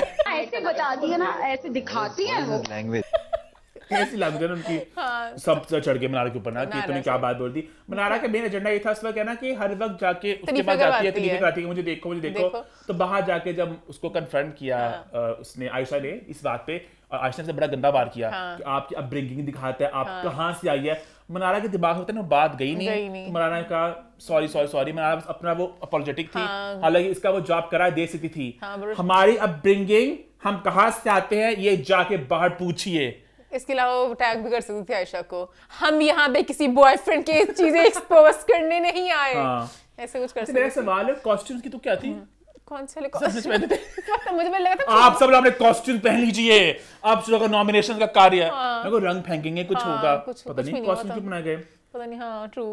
खैर उसके बाद बिग बॉस ने भी बड़ी आग लगाई बीच में बातें करके। अच्छा बिग बॉस बहुत खराब मुनव्वर के, क्योंकि उन्हें है कि हमने अभिषेक को जिताना है, मुनव्वर के बिल्कुल रास्ते काट थे। मुनव्वर ने किसको नॉमिनेट किया नहीं किया, इसमें इतना बड़ा वो इशू के बन गया। उसकी मर्जी, लड़ाइयां करता है, नॉमिनेट नहीं करता, दोगला इंसान। अच्छा मुनव्वर जब गया ना कन्वेंशन रूम में तो उसने कहा कि मेरी प्रायोरिटी लिस्ट पे कहीं ना कहीं है अंकिता, अभिषेक और मुनारा। झूठ, दोगला। मेरा दिल थोड़ा पिघल गया तेरा दिल, मैं चाहता हूं मुनारा और मुनव्वर को इकट्ठे देखना। 19 साल की लड़की जागी जिस तरह मुनव्वर लड़कियों को करते अपने वश में, बिल्कुल भी नहीं। फेक था, गेम के लिए था। मैंने थोड़ा अच्छा लगा मुझे मोमेंट कि हल्का दोस्ती वहां पे भी है दिल में, दोस्ती यहाँ पे भी दिल में, कि मुझे मुनारा बहुत पसंद है। विक्की ने बहुत अच्छी लाइन बोली वेंसडे के एपिसोड में कि इसने देखा कि अभिषेक बाहर से गया स्ट्रांग है, मुनारा भी स्ट्रांग है, दोनों सब बनाओ, आयशा तो निकल रही है, उसको नॉमिनेट कर। मुझे मुनारा वैसे पसंद है पहले भी, लेकिन जब विक्की और मुनारा की लड़ाई हुई ना कन्वीनियंस वाली बात पे कि कन्वीनियंस की दोस्ती है, वहां पे जो पूरा एक शोडाउन हुआ, मुझे बड़ा तरस है मुनारा पे, अकेली पड़ गई। हालांकि मुनारा दोस्ती कन्वीनियंस की थी, इसमें गलत बात कोई नहीं है। आपने खुद ही कहा था कल कि 6 लोग रह गए हैं, अब दोस्ती आप किससे बात करोगे? तो मुनारा उसको गलत सोच की उस बात को, उसे गलत लगा, उसने कुछ गंदे सेंस में कह रहे हैं। मुनारा अपने सेंस में ना, अपने दिमाग में उसको हर चीज में ले जाती है। जब मुनारा रोई ना तो फिर अरुण आया, अरे नक्को रो रही है, क्या कर रहा है, बच्ची रो रही है, तो उसने कहा बच्ची नहीं जवाब दे रही। अरुण क्यूटी, अरुण है जरा क्यूट है। हाँ मुनारा बहुत रोई। मुनारा से कहा आपकी बीवी पागल है, आपकी बीवी पजेसिव है। अंकिता है, अब सारा गन किसने किया है? अंकिता ने। आराम से वो दोनों बातें करते मस्ती कर रहे थे। अंकिता ने बिल अंकिता की एक साइकिल चलती है, ठीक है, साइकिल चलती है अंकिता की, विक्की तू ये नहीं करता, तू ये नहीं करता, किसी भी XYZ मुद्दे बोलेगी, उस मुद्दे को तबाह बर्बाद कर देगी, रिश्ते का तबाह बर्बाद कर देगी, फिर रात को सॉरी विक्की, मेरे को माफ कर दे विक्की, तेरी माफी होगी। मुनारा और विक्की तो तबाह हो गए ना। अंकिता कहती निकाल, मुझे बड़ा बुरा लगा इस बात के। हालांकि अंकिता खुद बेचारी भी सताई हुई है जमाने की, मैं किसी तरस को यहाँ पे अंकिता चाहती कि मुझे बस पैम्पर करो, पैम्पर ही करी अंकिता खुद बेचारी, उधर मनारा बेचारी, और बस बहुत ही गंदा हुआ मनारा के पास मुन्ना है क्या? आज के दिन खुशियां मिलनी है मनारा को। अच्छा वहां पे मुनव्वर ने कहा कि अंकिता को लड़ाई में क्यों ड्रैग किया तुमने मनारा, तो भाई वो बात ही अंकिता से लिंक्ड थी, ये वाली बात में गलत थी कि ईशा शर्मा की लड़ाई में उसको ड्रैग करना वगैरह, वो बात थी अंकिता के बारे में। अंकिता ने खुद अपने आप को ड्रैग करवाया था इस मुद्दे के अंदर। खैर उसके बाद आयशा के जाके कंसोल करने मनारा को, बाहर विक्की ने और मुनव्वर ने बात बोली कि भाई ये क्या बात हुई, अभी बिस्ती की से तुम्हारी, अब तुम जाकर उसे कंसोल करियो, और यही बात अंदर आके बता दी अभिषेक ने आयशा को।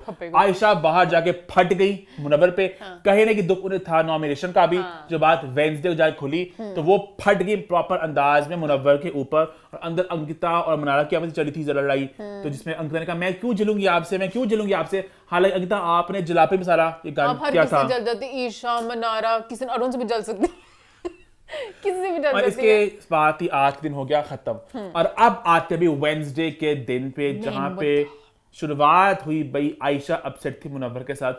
आपने मुझे नॉमिनेट किया पर्सनल रीजन पे, मैंने आपको किया गेम के बेसिस पे, क्या बकवास है ये? मुनव्वर बस कोई जवाब नहीं था, मुनव्वर हक्का बक्का इधर उधर घूमे, अभी नहीं पता मुनव्वर को आगे का आन थी, आगे का तूफान आना है।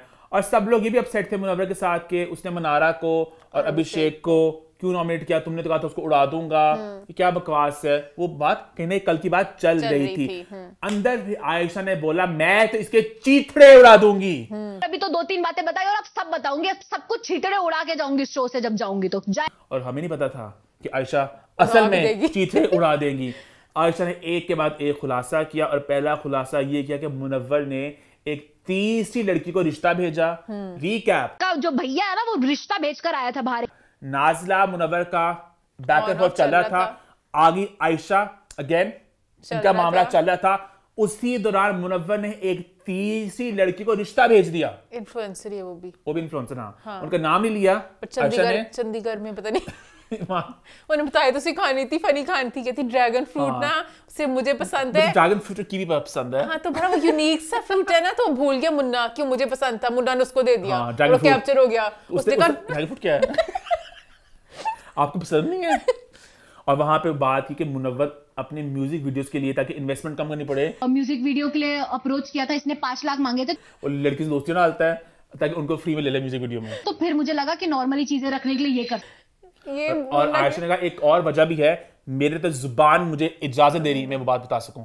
वो बात आई थिंक ये थी ना कि वो अपनी उस तरह अपने प्लेजर के लिए करता है उसने आगे बात बोल दी है बाद में। आयशा चीख रही थी, चिल्ला रही थी, मेरे दिमाग में उस वक्त चल रहा था कि भाई सेकंड रीजन क्या होगी। आगे खुली बातों बात, but I am not exactly sure because Ayesha ने कहा कि बहुत गंदी बात है। आयशा उसी बात में अड़ी थी कि तुमने मुझे नॉमिनेट क्यों किया, और साथ विकी और समर की कमेंट्री चल रही थी। वो मैंने बड़ा एंजॉय की। पहले सबसे पहले विकी ने कहा ये देख ले ड्रामा शुरू हो गया, अरुण तो गया, इस दफा तो अरुण ही एलिमिनेट होगा। लेकिन भाई आप अंकिता को जीतोगे कि इसके साथ मत बैठे, गलत लगता है, गलत दिखता है।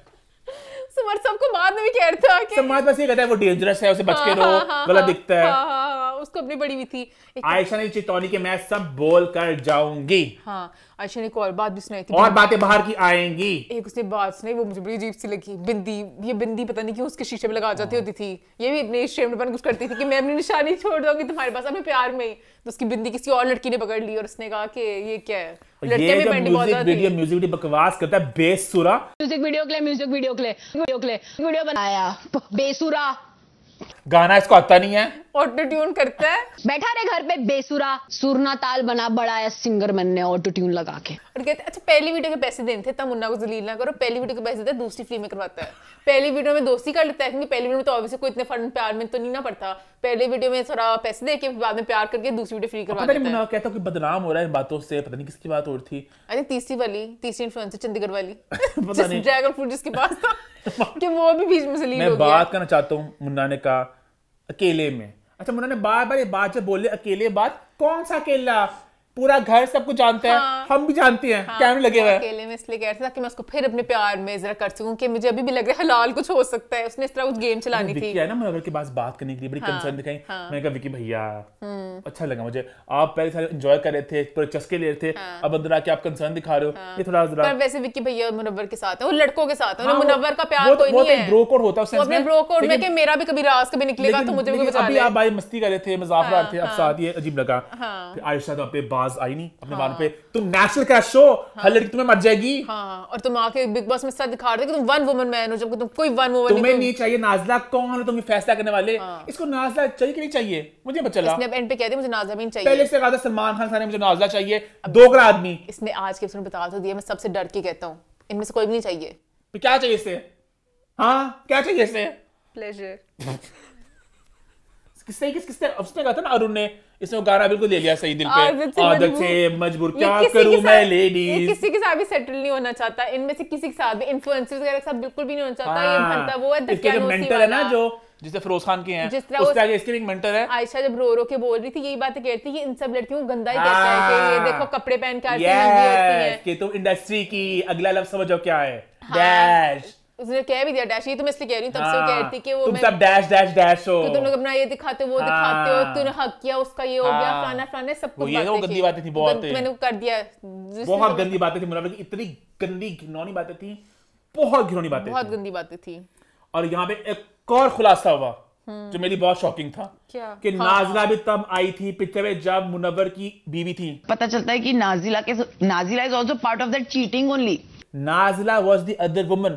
मुनव्वर अपनी बीवी पर चीट कर रहे थे नाज़िला के साथ, क्योंकि उसने अपनी वाइफ को छोड़ा क्योंकि वो नाज़िला के साथ। मैं हैरान हूँ कि मुनव्वर किस तरह पट्टी पर आता है, बच्चा उसका है, एक छोटी सी 20 साल की बच्ची को अपनी तरफ कर लिया कि वो बीवी के होते हुए साथ हो गई। मुनव्वर की जिंदगी में कितने चैप्टर्स हैं, कितनी कहानियां, जहां जाते हैं नई कहानी। और लॉकअप की ये लोग बात कर रहे थे अंजलि की, ये तो है नाम नहीं ले सकते थे, हम तो नाम ले सकते हैं। अंजलि जो थी उनका भी मुनव्वर के साथ कुछ। अच्छा मेरा अब एक सवाल आ रहा है कि अंजलि का नाम नहीं ले सके लोग, और कुछ लोग नाम नहीं ले सक रहे थे, तो नाज़िला बेचारी का नाम लिया जाता है, वो शो में आई है। नाज़िला का मुनव्वर ले चुका है ना, इसलिए गलत बात है। अभी नाज़िला शो में ना आके बेचारी भी पूरा ना पैसे मिले नाज़िला को शो में आने के, ना उस तरह से फेम मिला शो में आने का, बस गंद मिला। आगे जो बातें हुई नाज़िला के खिलाफ है ना, बात करता मुनव्वर के रंगीन मिजाज की कि जो अंजलि वाला चैप्टर था वो अंकिता ने बोला कि जब मैं लॉकअप में गई थी एज अ गेस्ट तो वहां मैंने कोई जोड़ी का कुछ देख रही थी वो, तो वो बड़ी अपसेट थी। बाद में तो मुनव्वर जहां जाते हैं एक नई कहानी। 2 महीने में 5 लड़के जिनका इनको पता चला है, कितने लोगों को मैसेज। अभिषेक ने बिल्कुल ठीक बात बोली थी 2-3 हफ्ते पहले, बॉडी शॉडी की भाड़ में सारी लफ्जों की गेम है। अभिषेक ने कहा था मुनव्वर एक ऑर्डिनरी लुकिंग लड़का है, किस सारी लड़कियां मेरे साथ आता है। और मैं पता है सोच रहा था कि मुनव्वर चलो इस लेवल की सेलिब्रिटी है, is a decent looking guy, जो इस लेवल का सेलिब्रिटी होगा, कोई बड़ा आपका खूबसूरत हार्ट थ्रॉब जो इस नेचर का होगा, रंगीन मिजाज, वो कितने गंद करते होंगे कि मैं तो भी मेरे तो 80 मिलियन फॉलोअर्स है, मैं तो फिल्म दिला दूंगा, मैं तो ये कर दूंगा। वो इतना लंबा नहीं करते, उनके कॉन्ट्रैक्ट्स वगैरह कुछ होते होंगे, उनके पास ज्यादा कुछ होता है एट स्टेक। मुनव्वर भी पता नहीं कहता नहीं, मैं सबसे डर के रहता है। मैं एक बात कहना चाहूंगा मुनव्वर के जो है ना बहुत लॉयल फैंस को, और जो मुनव्वर को सपोर्ट भी करते हैं, यार सबने गंद किए हैं, आई एग्री, सबकी जिंदगी में गंद होते हैं, सबके स्केलेटन होते हैं, इतने बड़े बड़े बड़े मल्टीपल स्केलेटन किसी के क्लोजेट में नहीं होते, कुछ ही पापियों के क्लोजेट में होते हैं। अच्छा इस पापी के क्लोजेट में होंगे, पापी को हल्का सा ही कोई डिफेंड नहीं कर सकता, सॉरी। सही कह रहे थे कि अच्छा आयशा बेचारी को तो पता था ना उसके ऊपर क्या बीत रही है, मुनव्वर को क्यों नहीं तब तक पता था? सलमान के सामने सारा आयशा को ऐसे फेंक दिया, फेम की भूखी, फेम के लिए आई थी सर। आगे वो गंदी सेंसर्ड बातें हुई कि ये ऐसे करता था, 13 साल के बच्चे को पकड़ा। मुनव्वर की और गंदगी सामने आई, और मुनव्वर की कितनी गंदगियां सामने अभी नहीं आई होंगी। अभी आयशा की बहुत सी बात है जो मैं नहीं बोल सकती, मुझे खुद बुरा लग रहा है। आयशा से 2 महीने खिलाई है, नाज़िला को क्या क्या पता, जो नाज़िला से हमेशा धमकी देती है कि मैं तुझे बताऊं। उसके बाद मुनव्वर को देखने डॉक्टर आए, मुनव्वर ने कहा मैं गाना नहीं गाऊंगा, मैं पानी नहीं पीऊंगा, मेरे से बात करो, मेरे से। मुनव्वर को लगता है जब कन्फेशन रूम में इसको बुलाएंगे हम नहीं देख रहे होंगे, मुनव्वर को क्या लगता है अकेले में क्या होगा, या कोई डील है मुनव्वर की बिग बॉस के साथ, हमें बता दे कि जो मैं बोलूंगा वो आप नहीं दिखाएंगे। बार बार ये क्यों धमकी देता मुनव्वर के, मुझे हमने बुलाया कन्फेशन रूम में, मुझे अकेले बात करनी है 1 to 1। क्या बात करनी है?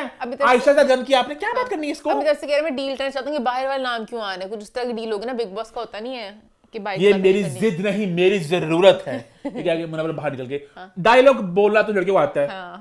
मेरी जिद नहीं है, मेरी जरूरत है। आज ने अपने थोड़े बात बताई बच्चों ने कि मैं 9 साल की जब मुझे हरास किया गया था और ये बात पता थी इसको, इसने उस बात को भी इस्तेमाल किया, अंकिता वहाँ पे रोने लगी और सब लड़कियां बड़ी दुखी यहाँ पे हुई और वहां पे कहा कि भाई ये यार मैं क्या क्या बात बोलूं, सबने कहा कि हम इसको जूते पड़ने चाहिए, अंकिता ने कहा इसको तो जूते पड़ने चाहिए। उन्होंने पूरी बात की कि फितरत नहीं किसी की बदलती, बाबर लड़कियां बदलते, पूरी उन्होंने बात की, उसको लत लग चुकी है, वो ये गेम खेलता है। पूरा घर था मुनव्वर के खिलाफ, सब लोग थे कि मुनव्वर को हमने क्या करना है, कह रहे कि सब लोग अपना कंटेंट भी देख रहे थे कि शो है, एक मुद्दा मिल गया, बट आई थिंक सब लोग कहीं लगी फील भी कर रहे थे। घर में जब रहते तो बात अब एक आई थी तो उन्होंने करना ही था, एक वो था बस मनारा को छोड़ के बाकी सब एक पेज। अब रात के 4 बजे मुन्ना आए, आयशा को नींद से उठाया, कहा मैंने बात करनी है, सबके सामने बात नहीं करनी, मुझे अकेले बात करनी है। भाई सब कुछ टीवी पे चल रहा है, 6 लोगों से तुम क्या शर्मा रहे हो, हम सब देख रहे हैं। 6 लोग से नहीं, वो उसको अपनी तरफ से करना चाहता कि 6 लोग होंगे उसको पंप करेंगे तो मैं अकेले में उसको अपनी तरफ कर सकूंगा। अगला दिन आ गया और सब लोग तपे थे मुनव्वर के साथ, मुनव्वर बेड में लेटे हुए थे, आई थिंक उन्होंने खाना पीना कुछ खास नहीं खाया तो उनकी तबीयत भी खराब हो रही थी और कहीं ना कहीं वो भी दिखा रहे थे कि मैं बड़ा अपसेट हूँ, मैं बड़ा परेशान हूँ और मैं लुटपुट गया। लुटपुट तो गए थे मुनव्वर, कुछ था इनको बस अपनी डिफेंस में बोलने के लिए। अंकिता भी आई, अभी उन्होंने फिर बोला कि मेरे पास बात नहीं है डिफेंस से बोलने के लिए, मैं बहुत कुछ बोल सकता हूँ बट मैं बोलूंगा नहीं क्योंकि और लोग भी इन्वॉल्वड हैं। मनारा ही मुन्ना के पास बात करने के लिए, मुझे क्यूट लगा वो मोमेंट। मुझे सॉरी से मनारा वैसे क्यूट होगी, मनारा मुनव्वर की बातों में बिल्कुल आगे जाके मनारा ने थोड़ा गंद किया, उसकी बात करेंगे, आ जाती है हमेशा। और वो गंद भी क्यूट गंद था मान। मनारा पूरा वक्त था कि विक्की अंकिता इस्तेमाल कर रहे हैं, विक्की अंकिता इस्तेमाल कर रहे हैं कि मैं पता नहीं सबसे बचा रही हूं। अंकिता भी आई वहां बात करने के लिए, वही बात है कि सबके सामने बात करो, कहते हैं मैंने अकेले में बात करनी है क्या। बड़ा फनी सीन था, सबने काम नहीं आने से कहा 2 लोग आ जाओ, समर्थक मैं भी आऊंगा। तो आप 1-2 जन रहोगे चलेगा? हाँ। सभी रहेंगे भाई, मैं रहती हूँ, आयशा सभी रहेंगे, मैं भी होगा, सब आगे घर में। आयशा बात करने लगी मुनव्वर के साथ, पूरा घर साथ हो गया और बार बार बोले अल्लाह की कसम, अल्लाह की कसम, और सब झूठी कसमें थी। यू कुड टेल मुनव्वर के पास कुछ नहीं था कहने को। और आयशा ने फौरन कहा मेरे पास स्क्रीनशॉट्स है, क्या बोल रहे हो, झूठ बोल रहे हो, झूठ बोल रहे हो, झूठ बोल रहे हो। Just to be very clear, मैं आपसे पूछ नहीं रही हूँ, मैं आपको बता रही हूँ, मैंने देखा है। क्या मैं लाता हूँ, नाजला यहाँ पे है नहीं, बाप उसको डील कर लूंगा, अपना बच्चों को लाता हूँ और नाजला को तो गंदा। मेरा बेटा उसकी कस्टडी के लिए मैं रो रहा था और नाज़िला ने कहा मैं इसको नहीं पालूंगी। जब कस्टडी आई नाज़िला ने क्लियरली बोल दिया कि नहीं रहेगा, तेरे को बोर्डिंग में रखेगा। नाज़िला 20 साल की बच्ची, आप उससे क्यों एक्सपेक्ट करते कि आपके बच्चे को पालेगी? आपको अगर शादी अपने बच्चे के लिए करनी होती है ना, तो आप एक देखते हो मैच्योर लड़की 26 साल की होती, आप 20 साल की बच्चियां छोटी होती हैं, वो भी 20 साल की इन्फ्लुएंसर, वो अपना करियर देखेंगे कि वो बच्चे को संभालेगी। बच्चे को नहीं देखा, मैं क्या करता हल्का दिल सबका पिघल गया वहां पे लोगों का। मेरा वहां पे नहीं पिघला था, मुझे दूसरी बात बात से पिघल गया। मेरी दूसरी बात उसने कहा कि तूने मुझे छोड़ा। The day I'll tell her I don't want you in my life, तो मैं इसकी तबाह कर दूंगी। इस बात she will do something wrong to me। What wrong? क्या करेगी? जो आपको उसने सब कुछ दिखाया। सबने कहा मुनव्वर तो तूने उसकी जिंदगी खराब की, तो उसने उस बात पे जब उसने कहा कि नाज़िला ने कहा कि बहन भाई का रिश्ता कुछ बहुत गंदे वे में बोला, ये बोला ना, वहां पे मुझे ये बोला ना क्या, तो वही ना वो बात मुझे लगी कि नाज़िला कितनी लाइक वो टॉक्सिक सी थी, पता नहीं क्या क्या हरकतें करती थी और नाज़िला ने बहुत सी धमकी शमकी दी थी।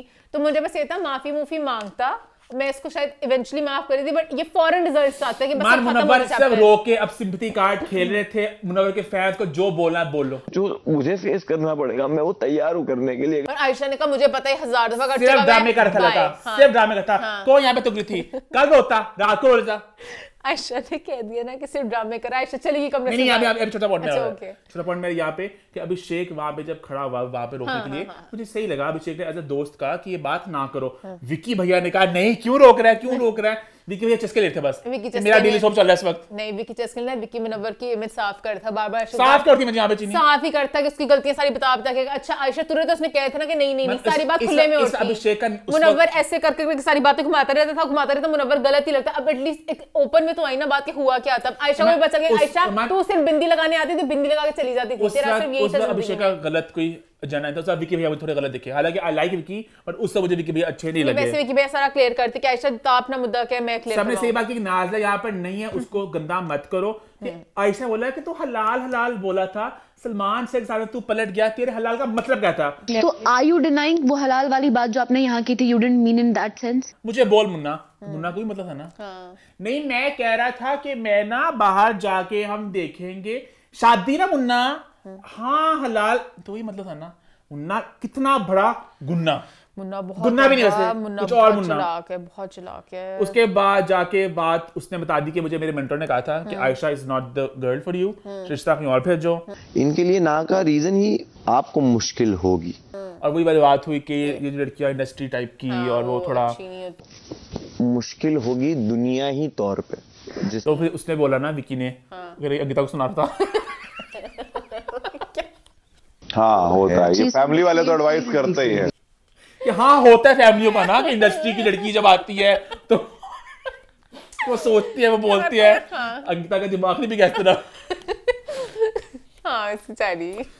अपेरेंटली विकी की जो है ना मम्मी, उन्होंने बाहर जाके स्टेटमेंट दिया ना, उनसे पूछा किसने कि आपने इन्वेस्टमेंट की बात आपके बेटे ने बोली थी, तो क्या मतलब इस बात का? बेटा इन्वेस्टमेंट तो करना पड़ता है, वो हीरोइन ठहरी, उसको घुमाना फिराना, पैसे खर्च करोगे तो वो लड़की वो मीडिया की ठहरी। विकी बड़ी कुटीली है। तो विकी वही बात सुना था ना अंकिता को कि वो सही बोल रहा है कि उसके मेंटर ने सही गाइड किया कि इंडस्ट्री लड़कियां नहीं आना चाहिए। आंटी वैसी कुटीली है, यहाँ पे अमीर भी है लड़का। हाँ, वही कहना आंटी ने जीने देना था तो मुन्ना मुझे माफ कर दो, मुझे प्लीज माफ कर दो। आपको चाहिए मैं जिंदगी भर आपकी गुलामी करने के लिए तैयार हूँ। मुझे माफ कर दो आयशा, मैं इस सेंस में नहीं कह रहा। मैं बस कह रहा हूँ मुझे माफ कर दो, मैंने बहुत गलत किया। आयशा मुझे माफ कर दो। मेरे पे रहम आए तो कर दो, या मेरे हालात पे अगर तुमको रहम आए तो मेरे को माफ कर दो। कोई तरस नहीं किसी को आया, क्योंकि एंड तक उसका ये था कि मैं फंस चुका हूँ, सब कुछ बाहर निकल चुके हैं। नाज़ला में सबके साथ बस नाज़ला को बीच फेंक दिया, अपने बेटे को ले आया बीच में। नाज़ला बोल, नाज़ला तेरी बारी, नाज़ला बोल। नाज़ला बाहर बोल दिया, स्टेटमेंट दी नाज़ला ने, झूठ बोलते पापी लोग अपने को बचाने के लिए। सच बता नाज़ला, सच बता। मैं तो खुद उसके बाद तुम मुझसे अनकंफर्टेबल हो, तुम मुझसे अनकंफर्टेबल हो। ईशा का बोला तो उन्होंने क्या कहना था कि हाँ हम हैं। ये अनकंफर्टेबल बात थी नहीं कभी कि हरासमेंट वाले एंगल में सब अपनी मर्जी से करते, वो वाला किसी ने इस पे इल्जाम नहीं लगाया। ये अपनी मर्जी से बट करता गलत है, इधर उधर किसी के साथ, मतलब कमिट नहीं करता था। उसके बाद वहां पे बनारा की मेन खुशी थी। बनारा कहती आयशा क्यों जा रही हो तुम बाहर, मैं तुम्हें वापस आओ आयशा। तुमने सुन लिया ना, he doesn't like you that way. तुमने सुन लिया ना कि तुम्हारा कोई क्लोजर है, तुम्हारा क्लोजर। देखो आज देखो अपने कानों के लिए क्लोजर लेना पड़ेगा। तुम्हारा क्लोजर है, तुम्हारा कोई चांस नहीं है, कभी वो तुम्हें पसंद नहीं करेगा। सुन लिया ना, नहीं करेगा। बस ये सुना के तेरा क्लोजर हो गया कि उसने इधर छोड़ दिया। अंदर आके बाहर गई थी, सबने कहा कि तू अपने पर्सनल मुद्दे को लेकर आ रही है। अंदर आके मेरी स्मार्ट मनारा को है पसंद। अच्छा इसका क्या उसने किया बेचारी ने, पहले आयशा को बता चुकी थी ना कि आयशा तेरा खत्म है। मुनव्वर से सुनना चाहती, मुनव्वर आयशा वाला बिल्कुल खत्म है ना, उसको पूरा क्लोजर दे दिया। उन्होंने कहा तेरी भी कहानी कहां से आ गई, तेरी प्रेम कथा कि तू ये क्या बात कर रही है, मुद्दे लेके आ गई है। मनारा आप क्या बात कर रही हो, बड़े मुद्दे चल रहे हैं। नहीं मैं बस चाहती हूँ उसको क्लोजर मिल जाए। मनारा कहीं नहीं कि उसको मुनव्वर पसंद है। हाँ, मनारा क्लोजर था कि बस। एंड आई थिंक अगर ये जोड़ी चलती है तो व्हाई नॉट। मुनव्वर के बेटे को माँ मिल जाएगी, मुनव्वर को बीवी मिल जाएगी। मनारा को क्या मिलेगा? मनारा मचोर तरफ से आपसे, वो बच्ची थी 20 साल की नाज़ला। वैसे मनारा को बच्चा बनने का शौक है तो कहीं ना कहीं हो सकता है। 2 बच्चे नहीं, मतलब कि मनारा को बच्चा बनने का शौक है तो मनारा के अंदर कभी एक बच्चा। हालांकि मनारा कहती है कि मैं एक आदमी से शादी नहीं करना चाहूंगी, एंड उनकी चॉइस है। और मनारा के जो है ना एक्शन वो कुछ और दिखाते हैं। हाँ, एक है कहना कि एक फॉर्मेट है। मुनव्वर को बच्चियां पसंद है ना, मुनव्वर को मुनव्वर पूरा ब्रैड पिट है। हां, मुनव्वर का बहुत मसला है। मुनव्वर ऊपर से एक बंदी भी टिकता, हम क्यों अपनी मनारा हम अपने बच्चे को देंगे। मैं नहीं दे रहा, मनारा खुद ज्यादा चाहती है, इसलिए कह रहा हूं मैं। मनारा बस वैसे ही पसंद करती है, वो अटैचमेंट बिग बॉस निकलेगी शायद उसने कहना दफा मैं क्या करूं। मनारा को है सब बिजी हो जाएंगे ना, अभी घर में कुछ है भी नहीं ना करने को, इसलिए भी। अभी अंतर में कोई तरस यार मुनव्वर पे, मैं थोड़ा रोई भी, बट गलत किया उसने, बहुत गलत किया। हमारा बेटे का मुनव्वर ने बहुत गलत किया, मुनव्वर ने बहुत गलत किया, बहुत बड़ा थम्स डाउन। और इसी नोट पे आई थिंक मुनव्वर का बिग बॉस जीतने का सपना ही रहेगा। बिग बॉस क्या वो अपनी जिंदगी पहले बचा ले जाके, बड़ी बात है। बिग बॉस बाय बाय मुनव्वर, आप साइड पे हो जाए। आई थिंक अभिषेक को हम लोग बधाई दे दे बिग बॉस जीतने के लिए। कांग्रेचुलेशन अभिषेक। बिग बॉस की अपनी चाल थी, because अभिषेक और मुनव्वर के बीच में था पूरा। बिग बॉस चाहती तो पहली वक्त कैसे आयशा बाहर की बातें लेके आ सकती, पहली लाइन आयशा अब बाहर की बातें ला रही है।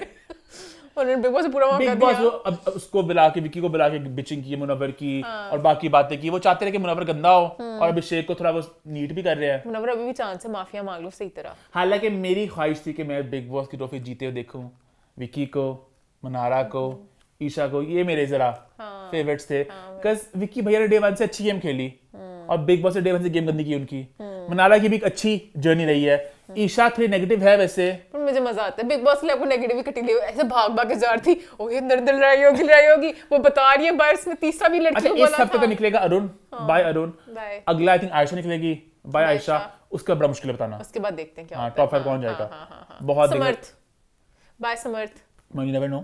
अगर वो बिग बॉस को विकी भी नहीं पसंद तो बाय विकी, कुछ भी हो सकता है। अभी उन्होंने विकी को शायद इसलिए भी जाकर रखा था, विकी की अम्मी ने नहीं आना था। विकी बेटा, विकी तो ऐसा नहीं था।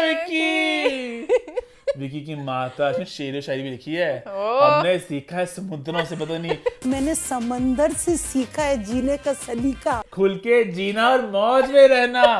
कोई नहीं हंसा, विकी ने कहा ओ मम्मी क्या शेर मारा है।